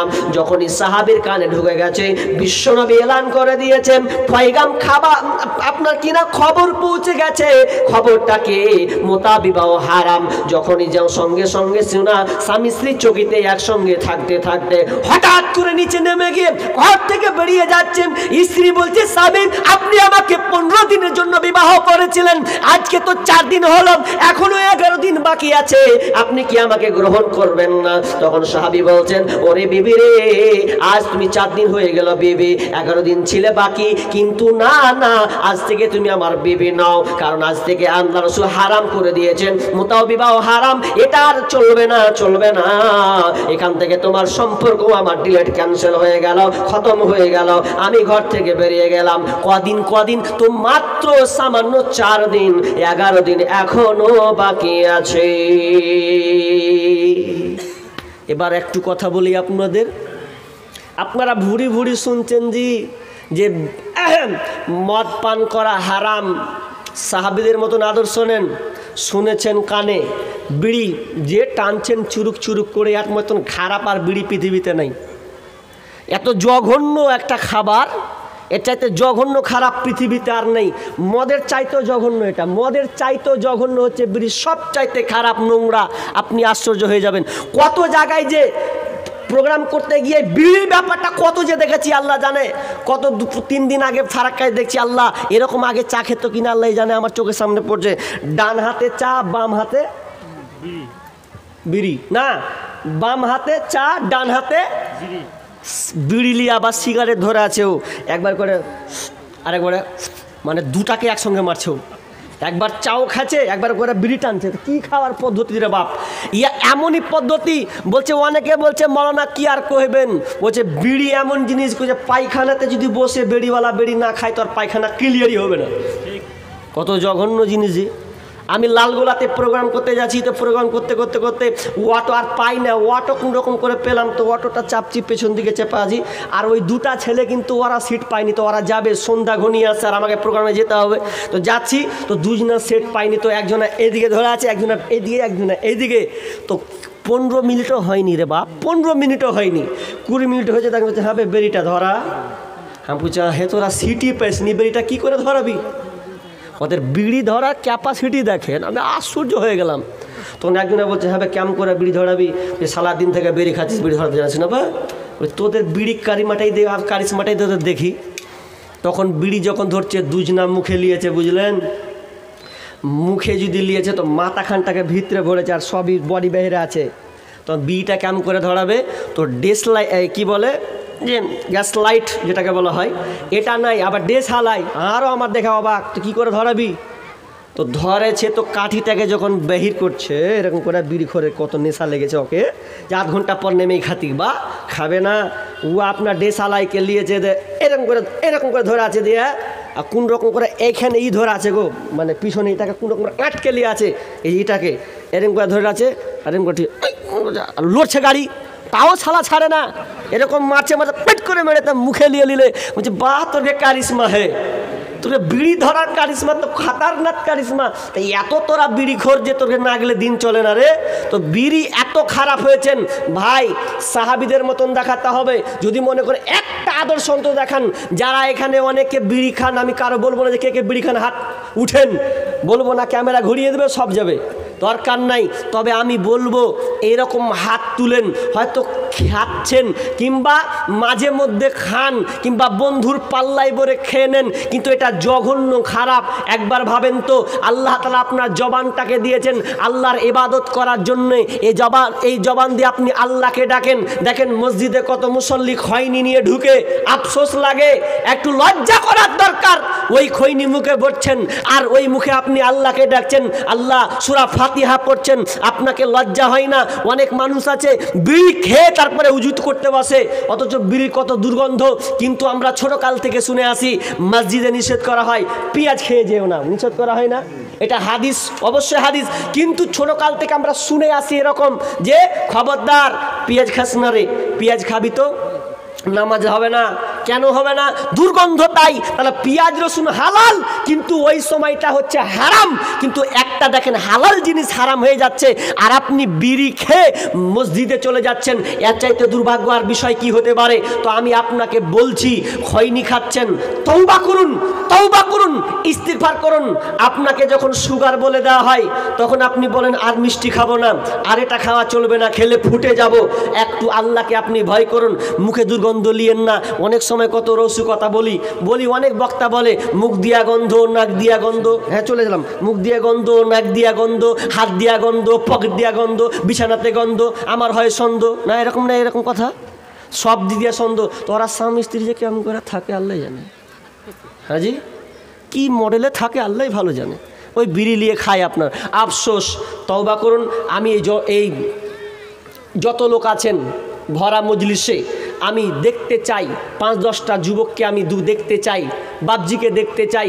ইনশাআল্লাহ আজ থেকে আজ নেশা পান করবো না, বিড়ি খাবো না, বিড়ি সিগারেট খাবো না, খৈনি খাবো না, গুল করবো না। এরকম 10টা লোক হাত তুলেন। মুদমিলুল খামরি কাবিদি ওয়াসানিন, মাশাআল্লাহ 2জন 3জন প্রতিজ্ঞা করেন, আল্লাহ সাহাবীরা যদি সঙ্গে সঙ্গে হালাল জিনিস তখন সঙ্গে হারাম ছেড়ে দিতে পারে, তো আমি মুসলমান, আমি কেন পারবো না?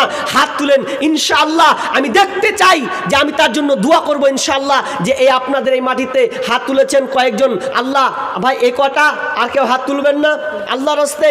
মাশাআল্লাহ, আল্লাহ তুমি এদেরকে যারা হাত তুলেছে, আল্লাহ তুমি এদেরকে ক্ষমা করে দাও।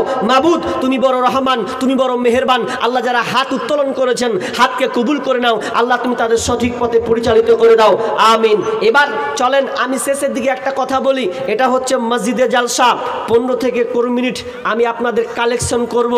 কালেকশন চলাকালীন কে কে পালাবেন হাত তুলেন। হ্যাঁ, তার মানে কেউ পালাবেন না, তাই তো? ইনশাআল্লাহ, জোরে বলেন ইনশাআল্লাহ। আর পালাবেন কেন? বাঘা বক্তা তো আছে 15 মিনিট পরে, জায়গা পাবেন না। তাহলে এই 15 মিনিট আমি আপনাদের কাছে চেয়ে নিচ্ছি। আমার নাম নবাব, ভিক্ষা করার স্বভাব, কিছুর নেই অভাব। এবার আমি আপনাদের কাছে কিছু কালেকশন করব। তো কালেকশনটা মসজিদের প্রথম চান্স। যদিও আপনাদের প্রভাব ভালো আছে মাশাআল্লাহ, আপনাদের এলাকায় মাস্টার আছে, ডাক্তার আছে, হতে পারে ইঞ্জিনিয়ারও আছে, মিস্ত্রি আছে, তারপরে লেবার নিয়ে যান, এরকম অনেক লোক আছেন, ব্যবসায়িক আছেন। এরকম দুইটা বলেন 20,000 টাকা দেনেওয়ালা একটা লোক, 20,000 প্রথম দিয়ে শুরু করি। মা বোন আপনার রেডি হন, এটা একটা জিহাদের পর্যায়, দান একটা জিহাদের পর্যায়। এটা আমরা বুঝতে শিখিনি বলে আমরা উঠে উঠে পালাই। সাহাবিরা বুঝেছেন তাই উঠে পালাননি। মনে করবেন তার মানে কি সবাই দিয়েছে? আরে 100 জনের মধ্যে যদি 60 জন দিয়েছে, 70 দিয়েছেন, তো 30 জন খালি বলেছে আল্লাহ আল্লাহ তুমি আমাদের কবুল করো, আল্লাহ যে দান করছে আল্লাহ তুমি তাকে সহযোগিতা করো, আল্লাহ তার দান করো আরও তৌফিক দাও, আল্লাহ তুমি আমাদেরকে বিজয়ী দান করো, আল্লাহ তুমি আমাদেরকে উপরে উঠিয়ে দাও। এই কত দোয়া করেছেন, আমিন। তো আপনি ওটা পারবেন করতে, কি পারবেন না? পারবেন। 20,000 টাকা দেনেওয়ালা একটা লোক নাই, 10,000 দেনেওয়ালা নাই। আল্লাহর রাস্তে বলেন, একজন লোক বলেন। আচ্ছা আমি আপনাদের প্রশ্ন করি ভাই, প্রশ্নের উত্তর দেন। আপনারা নিজের মালকে বেশি ভালোবাসেন না পরের মালকে বেশি ভালোবাসেন? জোরে উত্তর দিতে হবে। কি আপনারা কোথায় এলাম জি ভাই, মুখ পা একদম স্তব্ধ হয়েছে। আমি আপনাদের একটা প্রশ্ন করেছি, প্রশ্নের উত্তরটা দেন। আপনারা নিজের মালকে ভালোবাসেন না পরের মালকে ভালোবাসেন? সবাই নিজের মালকে ভালোবাসেন? আচ্ছা কে কে নিজের মালকে ভালোবাসেন হাত তুলেন তো। মানে পরের মালকে আপনারা ভালোবাসেন নাকি? হ্যাঁ জি, মানে ভেজালে তো আগে বললাম না যে ছেলে হতে পারে মেয়ে হতে পারে, সেই রকম আপনাদের যে কী যে হবে আল্লাহ জানে, আর কি করবে যে আল্লাহ জানে। যে ভয়ে তুলছি না, সাহস যোগান গো, সাহস যোগান। কি বলছিলাম? আল্লাহ রাসূল সাহাবীদেরকে বলছেন যে তোমরা নিজের মালকে ভালোবাসো না পরের মালকে? তো সাহাবীরা এক চান্সে উত্তর দিচ্ছেন যে আমরা নিজের মালকে ভালোবাসি, পরের মালকে ভালোবাসি না। তখন আল্লাহ বলছেন জি না, তোমরা বরং নিজের মালকে ভালোবাসো না, পরের মালকে তোমরা বেশি ভালোবাসো। তখন বলছেন নিজের মাল কি কি এটাই তো জানো না। আল্লাহ বলছেন নিজের মাল 3টা। কয়টা এবার বলেন, জোরে বলেন কয়টা, জোরে বলেন কয়টা? 3টি হচ্ছে নিজের মাল। কি কি গুনেলেন? যতই আপনার গাড়ি আপনার টাকা পয়সা ব্যালেন্স, যতই আপনার বিজনেস থাক না কেন, মাল আপনার 3টি এর চাইতে বেশি নয়। তবে 2টা জিনিস নষ্ট হয়ে যাবে দুনিয়াতে, একটা মাল একটা সম্পদ খালি আপনার টিকে থাকবে। 1 নাম্বার, আপনি যেটা খাবেন ওটা হবে আপনার মাল, ওটা কেউ কাটতে পারবে না। যখনই আপনি খেয়ে নিলেন তখন হচ্ছে আপনার মাল। তার মানে ওটাকে আমরা খানা বলি, মুর্শিদাবাদ বলি খানাটা খেয়ে রে ভাই, মা বলে বেটা খানা খেয়ে লাও, আমরা বলি খানা হয়ে গেল, ওটা আপনার মাল। কিন্তু 6 ঘন্টা পার হবে খানা দিয়ে, তার বিপরীত কি হবে জি? খানা থেকে হবে পায়খানা, তাই তো? আচ্ছা টিকলো খাবারটা জি? টিকলো না তো, নষ্ট হয়ে গেল, ওটা আপনার কিন্তু নষ্ট হলো। নাম্বার 2 নম্বর যেটা আপনি পরনে পরে আছেন এটা পোশাক, এটাকে বলা হয় নতুন পোশাক। যখন আস্তে আস্তে ভ্যানিশ হয়ে যাবে, ছিঁড়ে হয়ে যাবে, এর নাম হবে পুরাতন। নতুন থেকে হবে পুরাতন। তাহলে এটা 2টা মাল, এটাও টিকলো না। 3 নম্বর মাল কোনটা? 3 নম্বর মাল বিশ্বনবী বলছেন আরে পৃথিবীর মানুষ, 3 নম্বর মাল তুমি জেনে নাও, যেটা তুমি আল্লাহ রাস্তায় জমা করবে ওটা হচ্ছে তোমার মাল। আব্বা মারা গিয়েছে। কতটি আছে ভাই? 1 2 3 4 5 ঠিকাদার মানুষ মোসাফা করে দিয়ে আরেকবার করি। তো আপনি ঠিকাদার মানুষ, ঠিকাদার মানে লেবারকে নিয়ে যাবে হাজি। তো আপনি 5,000 টাকা দিয়েছেন মসজিদের গেরাম, এখানে বাড়ি তো, এখানে বাড়ি মানে ভলেন্টিয়ারও আছে মাশাআল্লাহ। যাক, তা আপনি 5,000 টাকা দিয়েছেন। আমি একটা চেয়েছি 20,000, একটা চেয়েছি 10,000। তো আপনি অন্তত শুরুয়াতটা, সবাই নীরব আছে, আপনাকে দিয়ে স্টার্ট হবে, আমি এটা আশাবাদী। তো আপনাকে আমি বেশি চাইবো না, 20,000 চাইবো নাকি? তো 20,000 না চাইলেও আপনার কাছে আমি আর একটা হাত নিব। 10,000 টাকা আপনি ঠিকাদার মানুষ, আমি দোয়া করব আপনার জন্যে, আল্লাহ তাআলা আপনার এই ব্যবসা, আপনার এই কাজকে আল্লাহ সফল করবেন, আমি দোয়া করব ইনশাআল্লাহ। তো শুরুয়াত আপনাকে দিয়ে, আপনি 1 নম্বরে থাকবেন। তো আপনি বলেন যে আর 5,000 টাকা পরে দিয়ে দেবেন ইনশাআল্লাহ। মাশাআল্লাহ, কি নাম আপনার? মুক্তারুল। মাশাআল্লাহ, শর্টকাট মুক্তারুল তিনি ভাই 5,000 টাকা, এবং তিনি 5,000 টাকা দিবেন। একবার বলে লিল্লাহি তাকবীর। মাশাআল্লাহ ভাই, তিনি 10,000 টাকা একটু লিখে দিন, 10,000 টাকা ভাই। আর একটা জোড়া আল্লাহর হস্তে এই ব্যক্তিটা জোড়া। আপনার মনে আছে তো মাল কয়টি? 3টি, 2টি শেষ দুনিয়াতে, একটা থাকবে। এখন বলবেন কোনটা? আপনি বলছেন যেটা 4তলা বাড়ি করেছেন ওটা? জি না, ওটা যতক্ষণ বেঁচে আছেন ততক্ষণ, মরতে দেন। যখনই আপনি মরবেন, মরতে যতক্ষণ দেরি ততক্ষণ। ওই জন্য আমার কথা কবিতার ছন্দ মিনিলেন, আপনার দুনিয়াতে যত ধন সম্পদ আছে, যেদিন আপনি মরে যাবেন সেদিন খাবে লোকে, আর যেদিন আপনাকে কবরে রাখা হবে সেদিন খাবে আপনার লাশটা পোকাতে। আপনার লাশ খাবে পোকাতে, আর আপনার দুনিয়ার যত ধন সম্পদ খাবে লোকে। ওটা ভাগ বিলি বন্টন হয়ে যাবে। 3টি মাল, একটা মাল টিকবে। এবার আপনাকে আমি একটা উদাহরণ দিই। আপনার নাকি শিক্ষিত মানুষ, উদাহরণটা নেন। এখানে 2টা ট্রেন 2 দিকে আছে, একদিকে কালিয়াগঞ্জ, একদিকে যাবে আপনার কিনা বুনিয়াদপুর, কিনা বা আপনার বালুরঘাট। 2 দিকে আছে তো? 2 দিকে আছে। এখন আপনি চাপবেন আপনার বুনিয়াদপুর, যাবেন কোথায়? শামসে, যাবেন কোথায়? ডালখোলা। যেদিক দিয়ে আপনি কেটে যান না কেন, যখন আপনি চাপবেন, একটা টিকিটের দাম ধরে 50 টাকা হতে পারে। আর যদি এক্সপ্রেস হয় তো একটু দামটা বেশি লাগবে। 50 টাকায় আমি ধরলাম, 50 টাকা আপনি টিকিট কাটলেন, কাটার পর একটা সিট পেলেন, কিন্তু দেখা গেল ওই ট্রেনটা ঘুরে ফুরে ওদিক দিয়ে শিলিগুড়ি মারবে, শিলিগুড়ি পর্যন্ত যাবে। আচ্ছা বলেন তো, আপনি যাবেন ডালখোলা, বলেন তো যেখানে আপনি বুনিয়াদপুর থেকে উঠলেন, ওঠার পর বলেন ডালখোলায় যখন আপনি নামছেন, তখন যে সিটটা আপনি ছেড়ে যাচ্ছেন, ওই সিটটাতে অন্য কেউ বসবে কি বসবে না? উত্তরটা দিচ্ছেন, দেন। বসবে, আপনার অপেক্ষা করবেন, আপনি শেষ। ঠিক তেমনি ভাবে আপনাকে আল্লাহ একটা সময় সীমা বেঁধে দিয়েছেন। ওরে সত্তার, ওরে আব্দুল রাজ্জাব্বার, ওরে রহমা আব্দুর রহমান, ওরে সারিকুল, ওরে তারিকুল, শোনো, এটা তুমি যতক্ষণ টাকা পয়সা সাদ্দাম তুমি নিয়েছো, কোটি কোটি টাকা ইনকাম করেছো, যতক্ষণ তুমি বেঁচে আছো ততক্ষণ তোমার। যেদিন তুমি মরে যাবে সেদিন আর বলবে না, তোমাকে পর্যন্ত মনে রাখবে না। এটা হবে ওয়ারিসের মাল, তোমাদের ছেলেদের নামে চলে যাবে, ভাগ বিলি বন্টন করে নেবে। এই জন্য দেখবেন অনেক সময় বাপ মরার আগে টিপ পর্যন্ত নিয়ে নেয় বেটারা, টিপ পর্যন্ত নিয়ে নেয়। আর একটা গভীর তত্ত্ব কথা শুনেলেন, আমরা মনে করি সাদকায়ে জারিয়া, সাদকায়ে জারিয়া হলে কি হবে? গুনাহটাও সাদকায়ে জারিয়া। আপনার ছেলে যদি বেঈমান হয়, লম্পট হয়, মাতব্বরি হয়, যদি হারাম রিলেশন যদি থাকে, আপনার টাকা যদি দুনিয়াতে ছেড়ে চলে যান আল্লাহকে বাদ দিয়ে, তাহলে ওই টাকাটা যখন ছেলে আপনার হারামের লিপ্ত হবে, তখন সমস্ত সাদকায়ে জারিয়া, ওটা নেকির জারিয়া হবে না, গুনার জারিয়া হবে। আপনি কবরে শুয়ে শুয়ে শুয়ে শুয়ে ওই জাহান্নামের তালিকা, ওই পাপের শাস্তি আপনাকে পেতে হবে। কারণ ওই টাকাটা আপনি ভালো সন্তানকে দেননি, বেঈমান কুলাঙ্গার বানিয়ে গেছেন, বেঈমান প্রতারক বানিয়ে গেছেন। ও টাকা দিয়ে জিন্দেগি উড়ায়, ও যখন টাকা দিয়ে আয়স আরাম করবে, সমস্ত শাস্তি আপনার কবরে এসে লাগবে। বলিয়েন না যে আমি ছেলে মেয়েদের ছেড়ে গেলাম। ছেলে মেয়েকে সৎ ছেলে বানাতে হবে, তাহলে আপনার ওই টাকাটা কাজে লাগবে। একজন মহিলা 1000 টাকা, আর তোমার 1000 টাকা না বোন? হ্যাঁ, 1000 টাকা দিয়েছেন, আর এদিকে 1000 টাকা। আল্লাহুম্মা সাল্লি আলাইহা, আল্লাহুম্মা বারিক আলাইহা।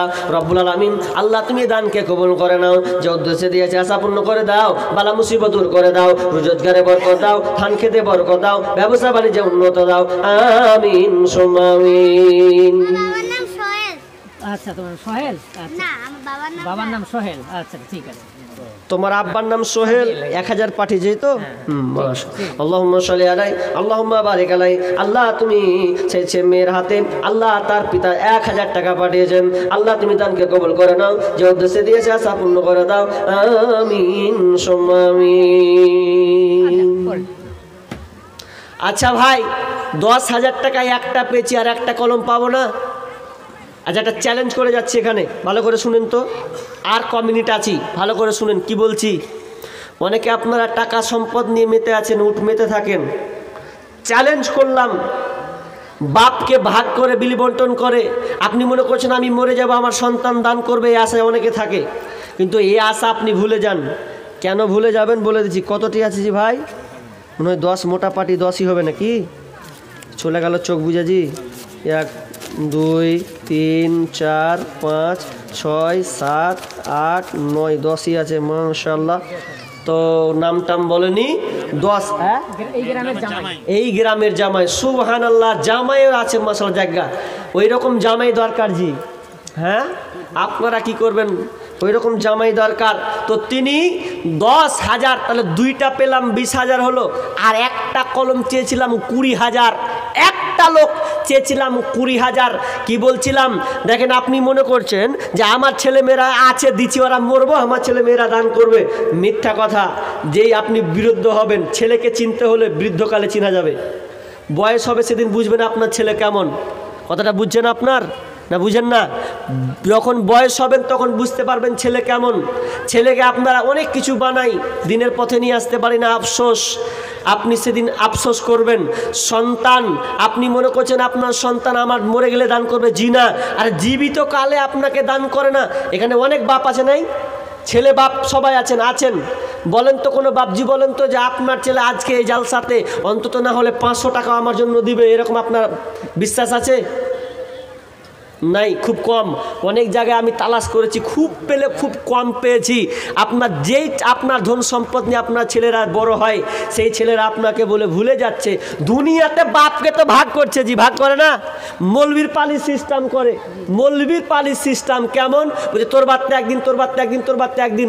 এই একদিন যদি না হচ্ছে, কোন রকমের ঢিলা হয়েছে, ঠিক মতন খাওয়াতে পারিস না বে, গালটাল দিয়ে বাপকে মৌলবী পালিশ সিস্টেম করছে গো। আহা, তো দুনিয়াতে যদি মৌলবী পালিশ সিস্টেম করে তো আপনি মরে গেলে আর আপনার পাত্তাই দিবে না। এটাই হচ্ছে প্রমাণ আজকে হবে। আপনি দেখান যে 20টা ছেলে বলুক যে আমার আব্বা এখানে বেঁচে আছে, আমি আব্বার জন্য, বয়স হয়ে গেছে, আমি আব্বার জন্য 1000 টাকা করে দিলাম। এরকম 10 জন যুবক দাঁড়াতে গেলে পায়ে তোর কাঁপবে, চুলকাবে। তো হ্যাঁ, করা পারবে যারা প্রকৃত আল্লাহকে ভালোবাসে, বাপকে শ্রদ্ধা করে, বাপকে সম্মান করে, মাকে ভালোবাসে, সেই যুবক দাঁড়াবে। আমিও ইনশাআল্লাহ আমার আব্বার জন্য, বাপ নাই মারা গিয়েছে, মা নাই মারা গিয়েছে, সে আব্বা মায়ের জন্য যুবক দাঁড়াও যে আপনি দিবেন। বাপজি, আপনাকেও বলি নিজের হাতে দান করে যান। যতক্ষণ ড্রাইভার ততক্ষণ আপনি ঘুরাতে পারবেন। ড্রাইভারি বন্ধ হয়ে গেলে খালাসি হয়ে দিকে যাবো সেদিকে যাবো করতে পারবেন না। অনেক বৃদ্ধ লোককে দেখেছি, বয়স লোককে দেখেছি, শেষ বয়সে বলে এটা দেবো ওটা দেবো, কিন্তু পারে না। কেন? ছেলেরা সব নিয়ে নাই। ইচ্ছা হয় যে কিছু দিয়ে, একটা ফ্যান দিক, একটা সিমেন্ট দি, বস্তা দিব, কি আর একটা সব দিব, দেওয়ার মতন তখন থাকে না। বেটাকে চাইতে গেলে একদম ধাক্কা দিয়ে উড়িয়ে দেয়, কথাতে উড়িয়ে দেয়। কি শুনছো মৌলবীর কথা? কিন্তু আফসোস, থাকতে গুরু পাই না হাল, তার দুঃখ সর্বনাশ। এই মাল ধন ছিল তোমার দাদার, সে মরে গিয়ে হয়েছে তোমার বাবার। বাপের মালেতে তুমি ওয়ারিশ হইলে, কাল ছেলে ওয়ারিশ হবে, তুমি মরে গেলে। ধন ধন করিও না ধন অপরজন, মরিলে তোমার সাথে যাবে না কধন। ধন ধন অপরজন না রহে কাহার, অপরে তোমার মালে উড়াবে বাহার। একা অন্ধকারে ছিলে মায়েরই কুদরে, একা ফেরে যেতে হবে ঘোর অন্ধকারে। আর একজন ভাই দিয়েছেন 1000 টাকা। ভাই আর একজন দিয়েছেন 1000 টাকা। ভাই আপনারা যতটি লোক আছেন, যদি 100, 500 করেও দিতে পারেন তো অনেক টাকা উঠে যাবে। যত লোক আছেন উঠেন আল্লাহর রাস্তে। দেখেন না, দেখেন পকেটে হাত দেন। জীবনে অনেক টাকা ধন সম্পদ। একজন বাংলাদেশের ডাক্তার, আমি দুই জায়গায় বলেছি এই কথাটা, বাংলাদেশের একজন ডাক্তার, দামি করা দাম, একদম ইমানদারওয়ালা আল্লাহওয়ালা ডাক্তার। সেই ডাক্তারকে সাংবাদিকরা প্রশ্ন করছে যে হ্যাঁ গো, আপনি এত টাকা দিনে লাখ লাখ টাকা ইনকাম করেন, তো 1.5 লাখ আপনি দামির মতন চলবেন, 4 চাক্কা থাকবে, সুন্দর হয়ে একদম করবেন। তো ও ডাক্তারটা বলছে যে সাংবাদিককে বলছে, শোনো এগুলো আমার মাল নয়। কথাটা ভালো কি উত্তর দিচ্ছে? এগুলো আমার মাল নয়। তো কিসের মাল? যেগুলো সব আল্লাহর মাল। তাহলে আপনি 4 চাকা নিচ্ছেন না, আল্লাহর মাল বলছেন? জি, এগুলো আমার মাল নয়, আল্লাহর মাল। আল্লাহ আমাকে ব্যবহার করতে দিয়েছে, আমার যতটুকু প্রয়োজন আমি ততটুকু ব্যবহার করি, বাকি যত টাকা পয়সা আছে আমি আল্লাহ রাস্তায় দান করে দে। ছেলে মেয়ে সন্তান নাদি যতটুকু দরকার ততটুকু গ্রহণ করে, বাকি আমি আল্লাহ রাস্তায় জমা করে দে। বেনামিতে কত? 2000 টাকা। আল্লাহুম্মা সাল্লি আলাইহি আল্লাহুম্মা বারিক আলাইহি হায়াকালা বারাকাল্লাহ আমিন সুম্মা আমিন। তো বলছে, আরেকটা উদাহরণ দিয়ে জানেন, বলছে দেখো আমার এই ফার্মেসি দেখতে পাচ্ছ, দিনে দিনে লাখ টাকা ইনকাম। এই ফার্মেসি যে দেখতে পাচ্ছ, তো ফার্মেসিতে 2টা কর্মচারী রাখা আছে। এই কর্মচারী 2টা, উদাহরণ যে কত সুন্দর, এই কর্মচারী 2টা লাখ লাখ টাকা হাত দিয়ে টাকা গনে, কিন্তু বাড়ি নিয়ে যায় না, ক্ষমতা নেই, শুধু টাকাটা নেই কাস্টমারকে দেয়ার, বাক্সতে ভরে, কিন্তু সেই রকমই ও যেমন নিয়ে যেতে পারে না বাড়ি, শুধু লাড়ে আর ছুঁয়ে দেয়। তো ঠিক তেমনি ভাবে আল্লাহ আমাকে টাকা লাড়তে দিয়েছেন, তার মানে না আমি জেদগে সেদগে উড়িয়ে বেড়াবো এমনটা নয়। আল্লাহ আমাকে দিয়েছেন, আল্লাহ পরীক্ষা করছেন টাকা ধন সম্পদ দিয়ে। তোকে আমি টাকা সম্পদ দিলাম, তোর যতটুকু প্রয়োজন ততটুকু তুই ব্যবহার করবে। তো লোকটা বলছে, ডাক্তার বলছে আমার যতটুকু প্রয়োজন ততটুকু ব্যবহার করে, বাকি এগুলা আমার সম্পদ নয়, বাকি সম্পদ হচ্ছে আল্লাহ। কখন বুঝবো আমরা? বুঝতেছি কিনা ভাই? আর একজন ভাই 400 টাকা দিয়েছেন। আল্লাহুম্মা সাল্লি আলাইহি আল্লাহুম্মা বারিক আলাইহি আমিন সুম্মা আমিন। যে 10000 টাকা দিল না, জি, বাবার খুব অসুস্থ, একটু দোয়া করতে হবে। ও আচ্ছা আচ্ছা, যে 10,000 টাকা দিয়েছেন, আব্বা খুব অসুস্থ আছে। আল্লাহ, হ্যাঁ ও যেটা দিলাম, আচ্ছা আল্লাহ, দ্বিতীয়টা তো আচ্ছা, দ্বিতীয় ব্যক্তি, রব্বুল আলামিন মাবুদ রে, কানে শুনলাম তিনি আব্বার জন্য অসুস্থ আছেন, 10,000 টাকা আব্বার জন্য দিয়েছেন। আল্লাহ তোমার নেক কোন বান্দা আব্বাকে স্মরণ করেছে, আহা জীবদ্দশায় বাপকে কি মহাব্বত করে, কতটা ভালোবাসে মালিক। আল্লাহ তিনি অসুস্থ হয়ে আছেন, আল্লাহ তুমি বড় ডাক্তার, বড় সার্জন মালিক, তুমি ছাড়া আরোগ্য সেবা দানকারী কোনো ডাক্তার নাই, তুমি ওষুধে কাজ না করলে কাজ হবে না মালিক রে। আল্লাহ তুমি তিনার আব্বাকে সুস্থ দান করো। আজিবিল বাস রব্বান নাস ওয়াশফি আনতা সাফিলা শিফা ইল্লা শিফাউকা শিফা আল্লাহ ইগাদু সাকামা আমিন সুম্মা আমিন। দুধে ফরাদ হোসেন 5000 টাকা বাপ মার জন্য দিয়েছে। কি নাম? ফরাদ হোসেন, আব্বা মায়ের জন্য। চোখদোত আব্বা মায়ের জন্য কত? 5,000 টাকা দিয়েছেন। আল্লাহুম্মা সাল্লি আলা মুবারাক আলাইহি রব্বুল আলামিন। আরেকজন দেখলাম আব্বা মায়ের জন্য 5,000 টাকা দিয়েছেন। মালিক আল্লাহ তুমি এই বাপ মায়ের, আল্লাহ তুমি ভাই দানকে আল্লাহ তুমি কবুল করে নাও। আল্লাহ সে মা বাপকে আল্লাহ তুমি ক্ষমা করে দাও। আল্লাহ তুমি তাদের উপরে রহম বর্ষণ করো রব্বুল আলামিন। তাদের পরিবারকে আল্লাহ তুমি ধৈর্য রাখার তৌফিক দাও। আল্লাহ তুমি তাদেরকে সুখ শান্তিতে ভরে দাও। আমিন সুম্মা আমিন।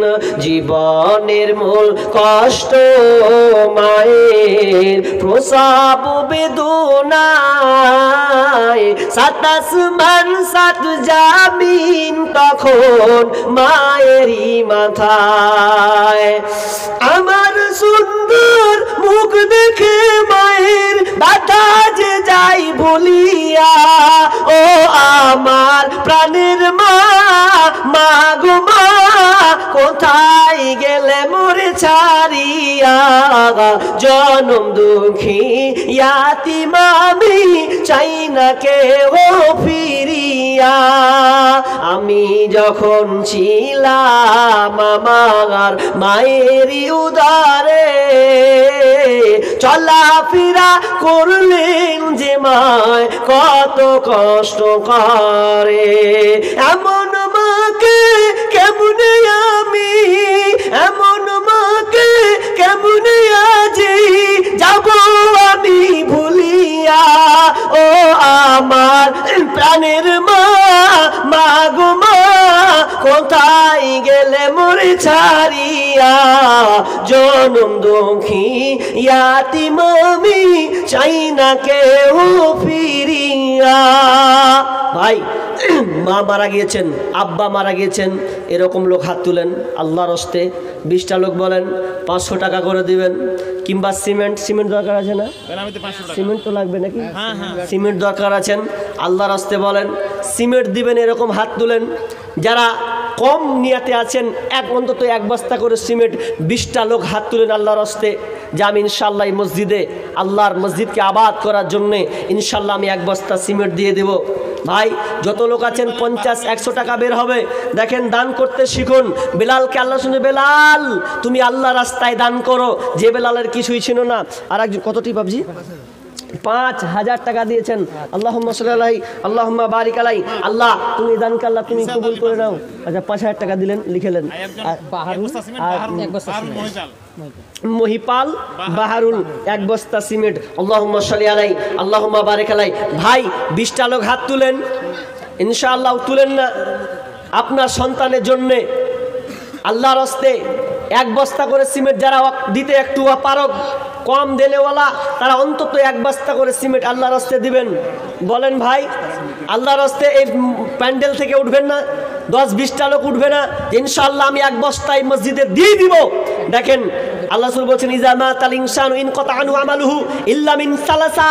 মানুষ যখন মারা যায় সব আমল তার বন্ধ হয়ে যাবে, কিন্তু তার প্রকৃত 3টি আমল কোনোদিন বন্ধ হবে না। নাম্বার 1 সাদকায়ে জারিয়া, নিজের হাতে দান করা। নিজের হাতে আপনি যখন দান করে যাবেন শেষ মুহূর্তে, কালকে জলসায় ছিলাম, চাচল লাইন দিকে ছিলাম, তো ডাক্তার ছিল একদিন, কত তার আশা ছিল গো যে নিজের হাতে দান করব, কত আশা ছিল স্টেজে বসে জালসা শুনবো। আসরের দিনে দেখলাম তিনি মারা গেলেন। ইন্না লিল্লাহি ওয়া ইন্না ইলাইহি রাজিউন। তা হলো না, মানুষের জিন্দেগির বলা নাই। আরেকজন ভাই দিয়েছেন 500 টাকা। 4 বস্তা সিমেন্ট আনোয়ার আলী চৌরঙ্গি। আচ্ছা কি নাম? আনোয়ার আলী। এটা তাজনেহার 1 বস্তা সিমেন্ট। আনোয়ার আলী তো উনি 4 বস্তা, আর তাজনেহার 1 বস্তা মেয়ে তরফ থেকে না 1 বস্তা দিয়েছেন। পুকুর পাড়া গ্রাম, মানে এই গ্রামে 1 বস্তা সিমেন্ট দিয়েছেন। আল্লাহুম্মা সাল্লি আলাইহা আল্লাহুম্মা বারিক আলাইহা। আল্লাহ তুমি মায়ের দান করো। মা বোন আপনারাও সিমেন্ট শরীক হতে পারেন, যদি দেওয়ার ইচ্ছা থাকে আল্লাহর হস্তে আপনি লিখান। মাশাআল্লাহ 2টা সিমেন্ট, 2 ব্যাগ সিমেন্ট আর 500 টাকা। আল্লাহুম্মা সাল্লি আলাইহি আলাউদ্দিন খলজি। আলাউদ্দিন খলজি ভাই, তিনি 2 বস্তা সিমেন্ট 500 টাকা দিয়েছেন। আল্লাহ তুমি ভাই দানকে কবুল করে নাও। মালিক যে উদ্দেশ্যে দিয়েছে আশা পূর্ণ করে দাও, বালা মুসিবত দূর করে দাও, রোজগারে বরকত দাও, ধান খেতে বরকত দাও। আল্লাহ যতদিন থাকবে সহি সালামতে রাখিও। আমিন সুম্মা আমিন। খিদমত মা বাবার করো, খিদমত মা বাবার। বুঝেছে মা কি জিনিস, বুঝেছে মা কি জিনিস, দুনিয়ায় মানি জাহার। খিদমত মা বাবার করো, খিদমত মা বাবার। নবীজি এসে দুনিয়ায় বাবাকে দেখিতে না পায়, 6 বছরে মাকে হারায় নবীজি তাহার। খিদমত মা বাবার করো, খিদমত মা বাবার। আর একজন ভাই, আপনারা যদি অন্তত হাত না উঠছে 100 টাকা করে দিতে পারবেন না? আপনারা এতটা বেলাল থেকে খুব নিচে যে 3 বেলা খেতে পাই না। কি নাম? মাতাবুর। ও ফাতাবুর রহমান। কত? 1000 টাকা। আল্লাহুম্মা সাল্লি আলাইহি। মুক্তারুল দিয়েছেন 1 বস্তা সিমেন্ট। আর রকিবউদ্দিন 1 বস্তা সিমেন্ট। আরেকজন দিয়েছেন 500 টাকা। কি বলেন? জুল্লুর রহমান বনিপাড়া থেকে 2 বস্তা সিমেন্ট দিয়েছেন। আল্লাহুম্মা সাল্লি আলাইহি আল্লাহুম্মা বারিক আলাইহি। রাব্বুল আলামিন একে একে আল্লাহ দান করতে আসে। কেউ বস্তা, আল্লাহ সিমেন্টের বস্তা লিখাচ্ছেন। মালিক অনেকে 500 1000 করে দান করছেন, 100 200 করে দিয়েছেন। মালিকের আল্লাহ তুমি অন্তর্যামী, আল্লাহ তুমি তাদের দানকে কবুল করে নাও, যে উদ্দেশ্যে দিয়েছে আশা পূর্ণ করে দাও, বালা মুসিবত দূর করে দাও। আমিন সুম্মা আমিন। ভাই চাদর গেছে নাকি গো? একটা গেলে হবে না, আর দিকে আর একটা ঘুরান। 2টা গেছে তো চাদরে দেন। ভাই আপনারা এইদিকে আসেন, সুইনার দিকে হয়ে গেল যে এইদিকে ঢুকেন। ভাই আল্লাহর রাস্তে নিজের হাতে দান করতে শিখুন। ভাই আল্লাহর রাস্তে বলেন, আর কেউ নাই? 5000 দেনেওয়ালা, 1000 টাকা দেনেওয়ালা? আল্লাহর রাস্তে বলেন যে ইনশাআল্লাহ দিব। ভাই অনেক সমাগম লোক হয়েছেন, এখানে আছেন ভাই, যদি অন্তত 100 টাকা 500 টাকা করে দেন তো অনেকটি হয়ে যাবে, এত বলতেও হবে না। আপনারা জানেন যে এখানটা মসজিদের জালসা দিতে হবে কিছু না হলেও। অনেকে ভাবছে যে মৌলী মনে হয় ধরবে আঘাত দিয়ে তারপর চেহারা বসে থাকবে, জি না, যা যাওয়ার ঐক্যতা আপনার আছে আল্লাহর হস্তে। একটু মোসাফা করি, 500, 1000, 50, 200, 100 আপনার যেটা অনুকূলে কুলায়। মা বোন, কোন মা নেই, আপনাদের দান আল্লাহর হস্তে। আরে 500, 1000 টাকা করে লিখান, তাড়াতাড়ি করে বলুন পাঠান আল্লাহর হস্তে। মেয়েদের সমান অধিকার। খালেদুর রহমান 2 বস্তা সিমেন্ট দিয়েছেন, আল্লাহুম্মা সাল্লি আলাইহি আল্লাহুম্মা বারিক আলাইহি, আমিন সুম্মা আমিন। মেয়েদের সমান অধিকার, মেয়েরা করে হাট বাজার। আব্দুল লতিফ পুকুরপাড়া 5000। আব্দুল লতিফ কত? মাশাআল্লাহ ভাই, আরেকজন 5000 টাকা, আল্লাহুম্মা সাল্লি আলাইহি আল্লাহুম্মা বারিক আলাইহি, 1000। আরেকজন ভাই 500 টাকা। আল্লাহ তুমি তাদের দানকে কবুল করো মালিক, তারা তোমাকে ভালোবাসে। আল্লাহ অন্তরে জায়গা নিয়ে আল্লাহ তোমার মসজিদকে আবাদ করার জন্য মালিক, সরকার চাই মসজিদকে তছনছ করতে, আর তোমার এই গোলামগুলো, সেই অধম গোলাম আমরা পাপী বান্দা, আল্লাহ মসজিদকে আবাদ করতে চাই। সবাই তাদের শ্রম থেকে আল্লাহ 500, 100, 200, 5000 করে দিচ্ছেন। আল্লাহ তুমি সকলে দানকে কবুল। ভাই অন্তত 100, 200 করে আসেন। দেখেন আমি আর 5 মিনিট 10টা ছাড়ার কথা হয়ে যাচ্ছে, আপনারা ঢিল করছেন। আসতেছে, বললেন মমতাজুল সাহেব আসতেছেন। মমতাজুল ভাই তিনি আসছেন, অলরেডি হয়ে গেছেন। আল্লাহর হস্তে ভাই তাড়াতাড়ি করে দেন। আল্লাহর হস্তে দেখেন আলোচনা তিনি বহু সুন্দর করে আপনাদের সামনে বুঝাবেন, একটা কাটা কাটা কথা বলবেন। আল্লাহর হস্তে আসেন। আরেকজন ভাই 500 টাকা। মেয়েদের সমান অধিকার, মেয়েরা করে হাট বাজার, দেখায় ফ্যাশন ও ভাইয়া তাদের দেখায় কি সুন্দর। মেয়েদের সমান অধিকার, বরকাটা পরে তারা প্রথাটা মানিয়া, নতুন যুগের ট্যাডি ফ্যাশন করে জোর করিয়া। বরকাটা পরে তারা প্রথাটা মানিয়া, নতুন যুগের ট্যাডি ফ্যাশন করে জোর করিয়া। এদের বলার কিছু নাই বর্তমানের জামানায়, কি বলবো রে ভাইয়া তাদের দেখায় কি বদকার। মেয়েদের সমান অধিকার, মোবাইলে কথা বলে প্রেমিকের সাথে, ঘন্টার পর ঘন্টা চলে যায়, খবর রাখে না যে। মোবাইলে কথা বলে প্রেমিকের সাথে, ঘন্টার পর ঘন্টা চলে যায়, খবর রাখে না যে। গজব দুনিয়াতে ভাই, আসতে দেরি তো আর নাই। গজব দুনিয়াতে ভাই, আসতে দেরি তো আর নাই। কি বলবো রে ভাইয়া তাদের দেখায় কি সুন্দর। মেয়েদের সমান অধিকার, কলেজেতে যাই গো তারা লিখা পড়ার নামে, লিখা পড়া ছেড়ে তারা প্রেমের আলাপ করে, বুবু প্রেমের আলাপ করে। কলেজেতে যাই গো তারা লিখা পড়ার নামে, লিখা পড়া ছেড়ে তারা প্রেমের আলাপ করে। এদের মা বাবার কিছু নাই, এদের মা বাবার বলার কিছু নাই বর্তমানের জামানায়। কি বলবো রে ভাইয়া তাদের দেখায় কি বদকার। মেয়েদের সমান অধিকার, মেয়েদের সমান অধিকার, মেয়েরা করে হাট বাজার, দেখায় ফ্যাশন ও ভাইয়া তাদের দেখায় কি বদকার। মেয়েদের সমান অধিকার। আরেকজন ভাই 1000 টাকা, কি বলেন? সিরাজুল ইসলাম 1 বস্তা সিমেন্ট। সিরাজুল 1 বস্তা সিমেন্ট দিয়েছেন পুকুরপাড়া থেকে। মফিজুর দিয়েছেন 2 বস্তা সিমেন্ট, আল্লাহুম্মা সাল্লি আলাইহি আল্লাহুম্মা। আর জিয়ারুল দিয়েছেন 1 বস্তা সিমেন্ট। আল্লাহ তুমি এদের দানকে আল্লাহ তুমি কবুল করে নাও। মাশাআল্লাহ। মুমতাজ 2 বস্তা সিমেন্ট, কি আছে চলঙ্গি থেকে 2 বস্তা সিমেন্ট দিয়েছেন, আল্লাহুম্মা সাল্লি আলাইহি। আতাউর দিয়েছেন 1 বস্তা সিমেন্ট কাদার থেকে দিয়েছেন। আল্লাহ তুমি এই ভাইদের দানকে আল্লাহ তুমি কবুল করে নাও। যে উদ্দেশ্যে দিয়েছে আশা পূর্ণ করো আল্লাহ। আল্লাহ তাদের বালা মুসিবত দূর করে দাও, রোজগারে বরকত দাও। আল্লাহ তুমি মা বোনদেরকে তুমি দান দেওয়ার তৌফিক দাও। আল্লাহ তাদেরকে তুমি ইমানি শক্তি বাড়িয়ে দাও, আমিন। ভাই তাড়াতাড়ি করে বলেন, বক্তা মনে আসছে দেখেন। চলে আসছেন, আস্তে আস্তে আপনারা চটচট, আরে আমার হাতে তো দিবেন অন্তত 50-100 টাকা করে, কিছু না, সরাসরি দিবেন আর চলে যাবেন। নিজের হাতে একটু দিতে শিখুন, হাতে বক্তার হাতে অন্তত দিয়ে না একটু মুসাফা করেন ভাই, দিয়ে বসে যান।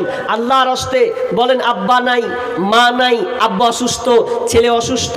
সাদকা এমন একটা জিনিস, আমরা মনে করছি খালি ডাক্তার দেখাবো আর সন্তানকে ভালো করবে, এটা পাশাপাশি। এটা মনে রাখবেন, দান করা এমন একটা পাওয়ারফুল। আপনার সন্তান যদি অসুস্থ থাকে, আপনি গোপনে ঢেলে দেন, আল্লাহ তাআলা আপনার সন্তানকে, আপনার গোপন রোগ যদিও থাকে, আল্লাহ তাআলা এই দানের বিনিময়ে বদলতে আল্লাহ তাআলা সুস্থ দান করবেনই করবেন, এরকম আশা আকাঙ্ক্ষা করুন আল্লাহর হস্তে। আর চটচট করে বলেন আমি ছেড়ে দিচ্ছি, তিনি চলে আসবেন, চলে আসলেই আমি আমার আলোচনা শেষ করব। আজকে আমার আলোচ্য বিষয় ছিল যে মুসলমান জাতি, মুসলিম জাতি নির্যাতিত কেন। অনেক তথ্যবহুল কথা ছিল, হাদিসগুলো ছিল, আমি হাদিসের তরজমা পর্যন্ত করতে পাইনি, কারণ এটা কালেকশনে বলে বিধায়। ইনশাআল্লাহ আশেপাশে আসলে কোথাও ইনশাআল্লাহ বলবো। সামনে 15 তারিখ আবার কুশমন্ডি থানার মধ্যে কোনো একটা জায়গাতে, সামনে 15 তারিখ আছে, আবার কোনটা আরও কয়েকটা জালসা আপনাদের এই জায়গা কুশমন্ডি থানা কয়েকটা জায়গাতে আছেন। ইনশাআল্লাহ আল্লাহ যদি বাঁচিয়ে রাখেন আপনাদের সামনে দেখা হবে। আর একজন ভাই দিয়েছেন 500 টাকা, আল্লাহুম্মা সাল্লি আলাই, আল্লাহুম্মা বারিক আলাই। আল্লাহ তুমি দানকে কবুল করে নাও, যে উদ্দেশ্যে দিয়েছে আল্লাহ তুমি আশা পূর্ণ করে দাও, আমিন বলেন ভাই। চটচট করে আল্লাহর রাস্তে, আল্লাহর রাস্তে। ও কবর ভয়ে যান, সাদ্দাম হোসেন 1 বস্তা সিমেন্ট, আর এখানে দিয়েছেন 200 টাকা। আল্লাহুম্মা সাল্লি আলাই, আল্লাহুম্মা বারিক আলাই, হায়াক লা বারাকাল্লাহ। আল্লাহ তুমি দানকে কবুল করে নাও, যে উদ্দেশ্যে দিয়ে আশা পূর্ণ করে দাও, আমিন সুম্মা আমিন। মরণ পাখি যে দিন এসে করবে ডাকা ডাকি, থেমে যাবে জীবন তোমার, বন্ধ হবে আঁখি। ভাই আপনারা যারা চাদর ঘুরাচ্ছেন ভাই, তাড়াতাড়ি স্পিড বাড়ান, তাড়াতাড়ি লেন আল্লাহর রাস্তে, তাড়াতাড়ি। আরেকজন তোরাবুদ্দিন 1 বস্তা সিমেন্ট দিয়েছেন ভাই, চাদরটা তাড়াতাড়ি লেন, 2-1 মিনিটের মধ্যে গুটেন তাড়াতাড়ি আল্লাহর রাস্তে, তাড়াতাড়ি গুটেন ভাই, বিলম্ব করবেন না আল্লাহর রাস্তে। আর যারা আছেন চেপে চুপে বসবেন, তো আল্লাহর রাস্তে যা আছেন দোয়া নিয়াত করেছেন, শেষেও ইচ্ছা করেছেন যারা শেষে দিবেন, শেষে আল্লাহর রাস্তে ভাই তাড়াতাড়ি দান করে দেন। দান খুব কার্যকারী বিষয়, পস্তাবেন, সন্তানদেরকে ভালোভাবে রাখুন, চেষ্টা করুন।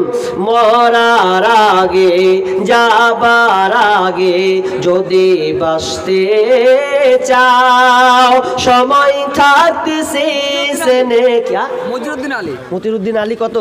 1500 টাকা। আল্লাহুম্মা সাল্লি আলাই, আল্লাহুম্মা বারিক আলাই, আমিন সুম্মা আমিন।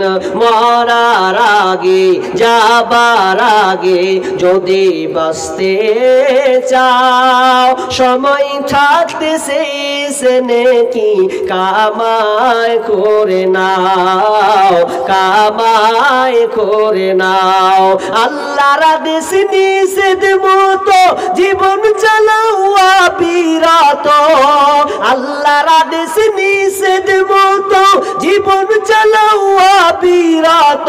ছেলে মেয়ে সন্তানেরই ইমানদার বানাও, সময় থাকতে শেষে নেকি কামাই করে নাও, কামাই করে নাও।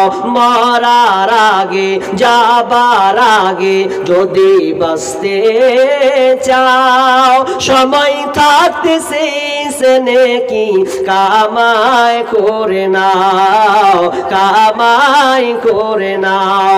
দম ফুরাইলে সবই খতম, পাইবা না আর মানব জীবন। মরার আগে সদকার নেকি নিজে করে নাও, সময় থাকতে শেষে নেকি কামাই করে নাও, কামাই করে নাও।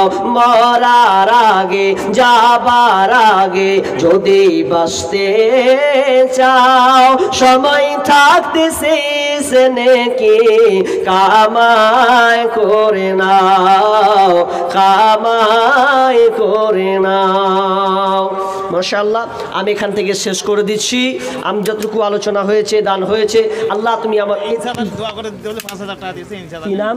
ইনসাদ আলী বাম্মার জন্য। ইরশাদ আলী এই গ্রামেরই।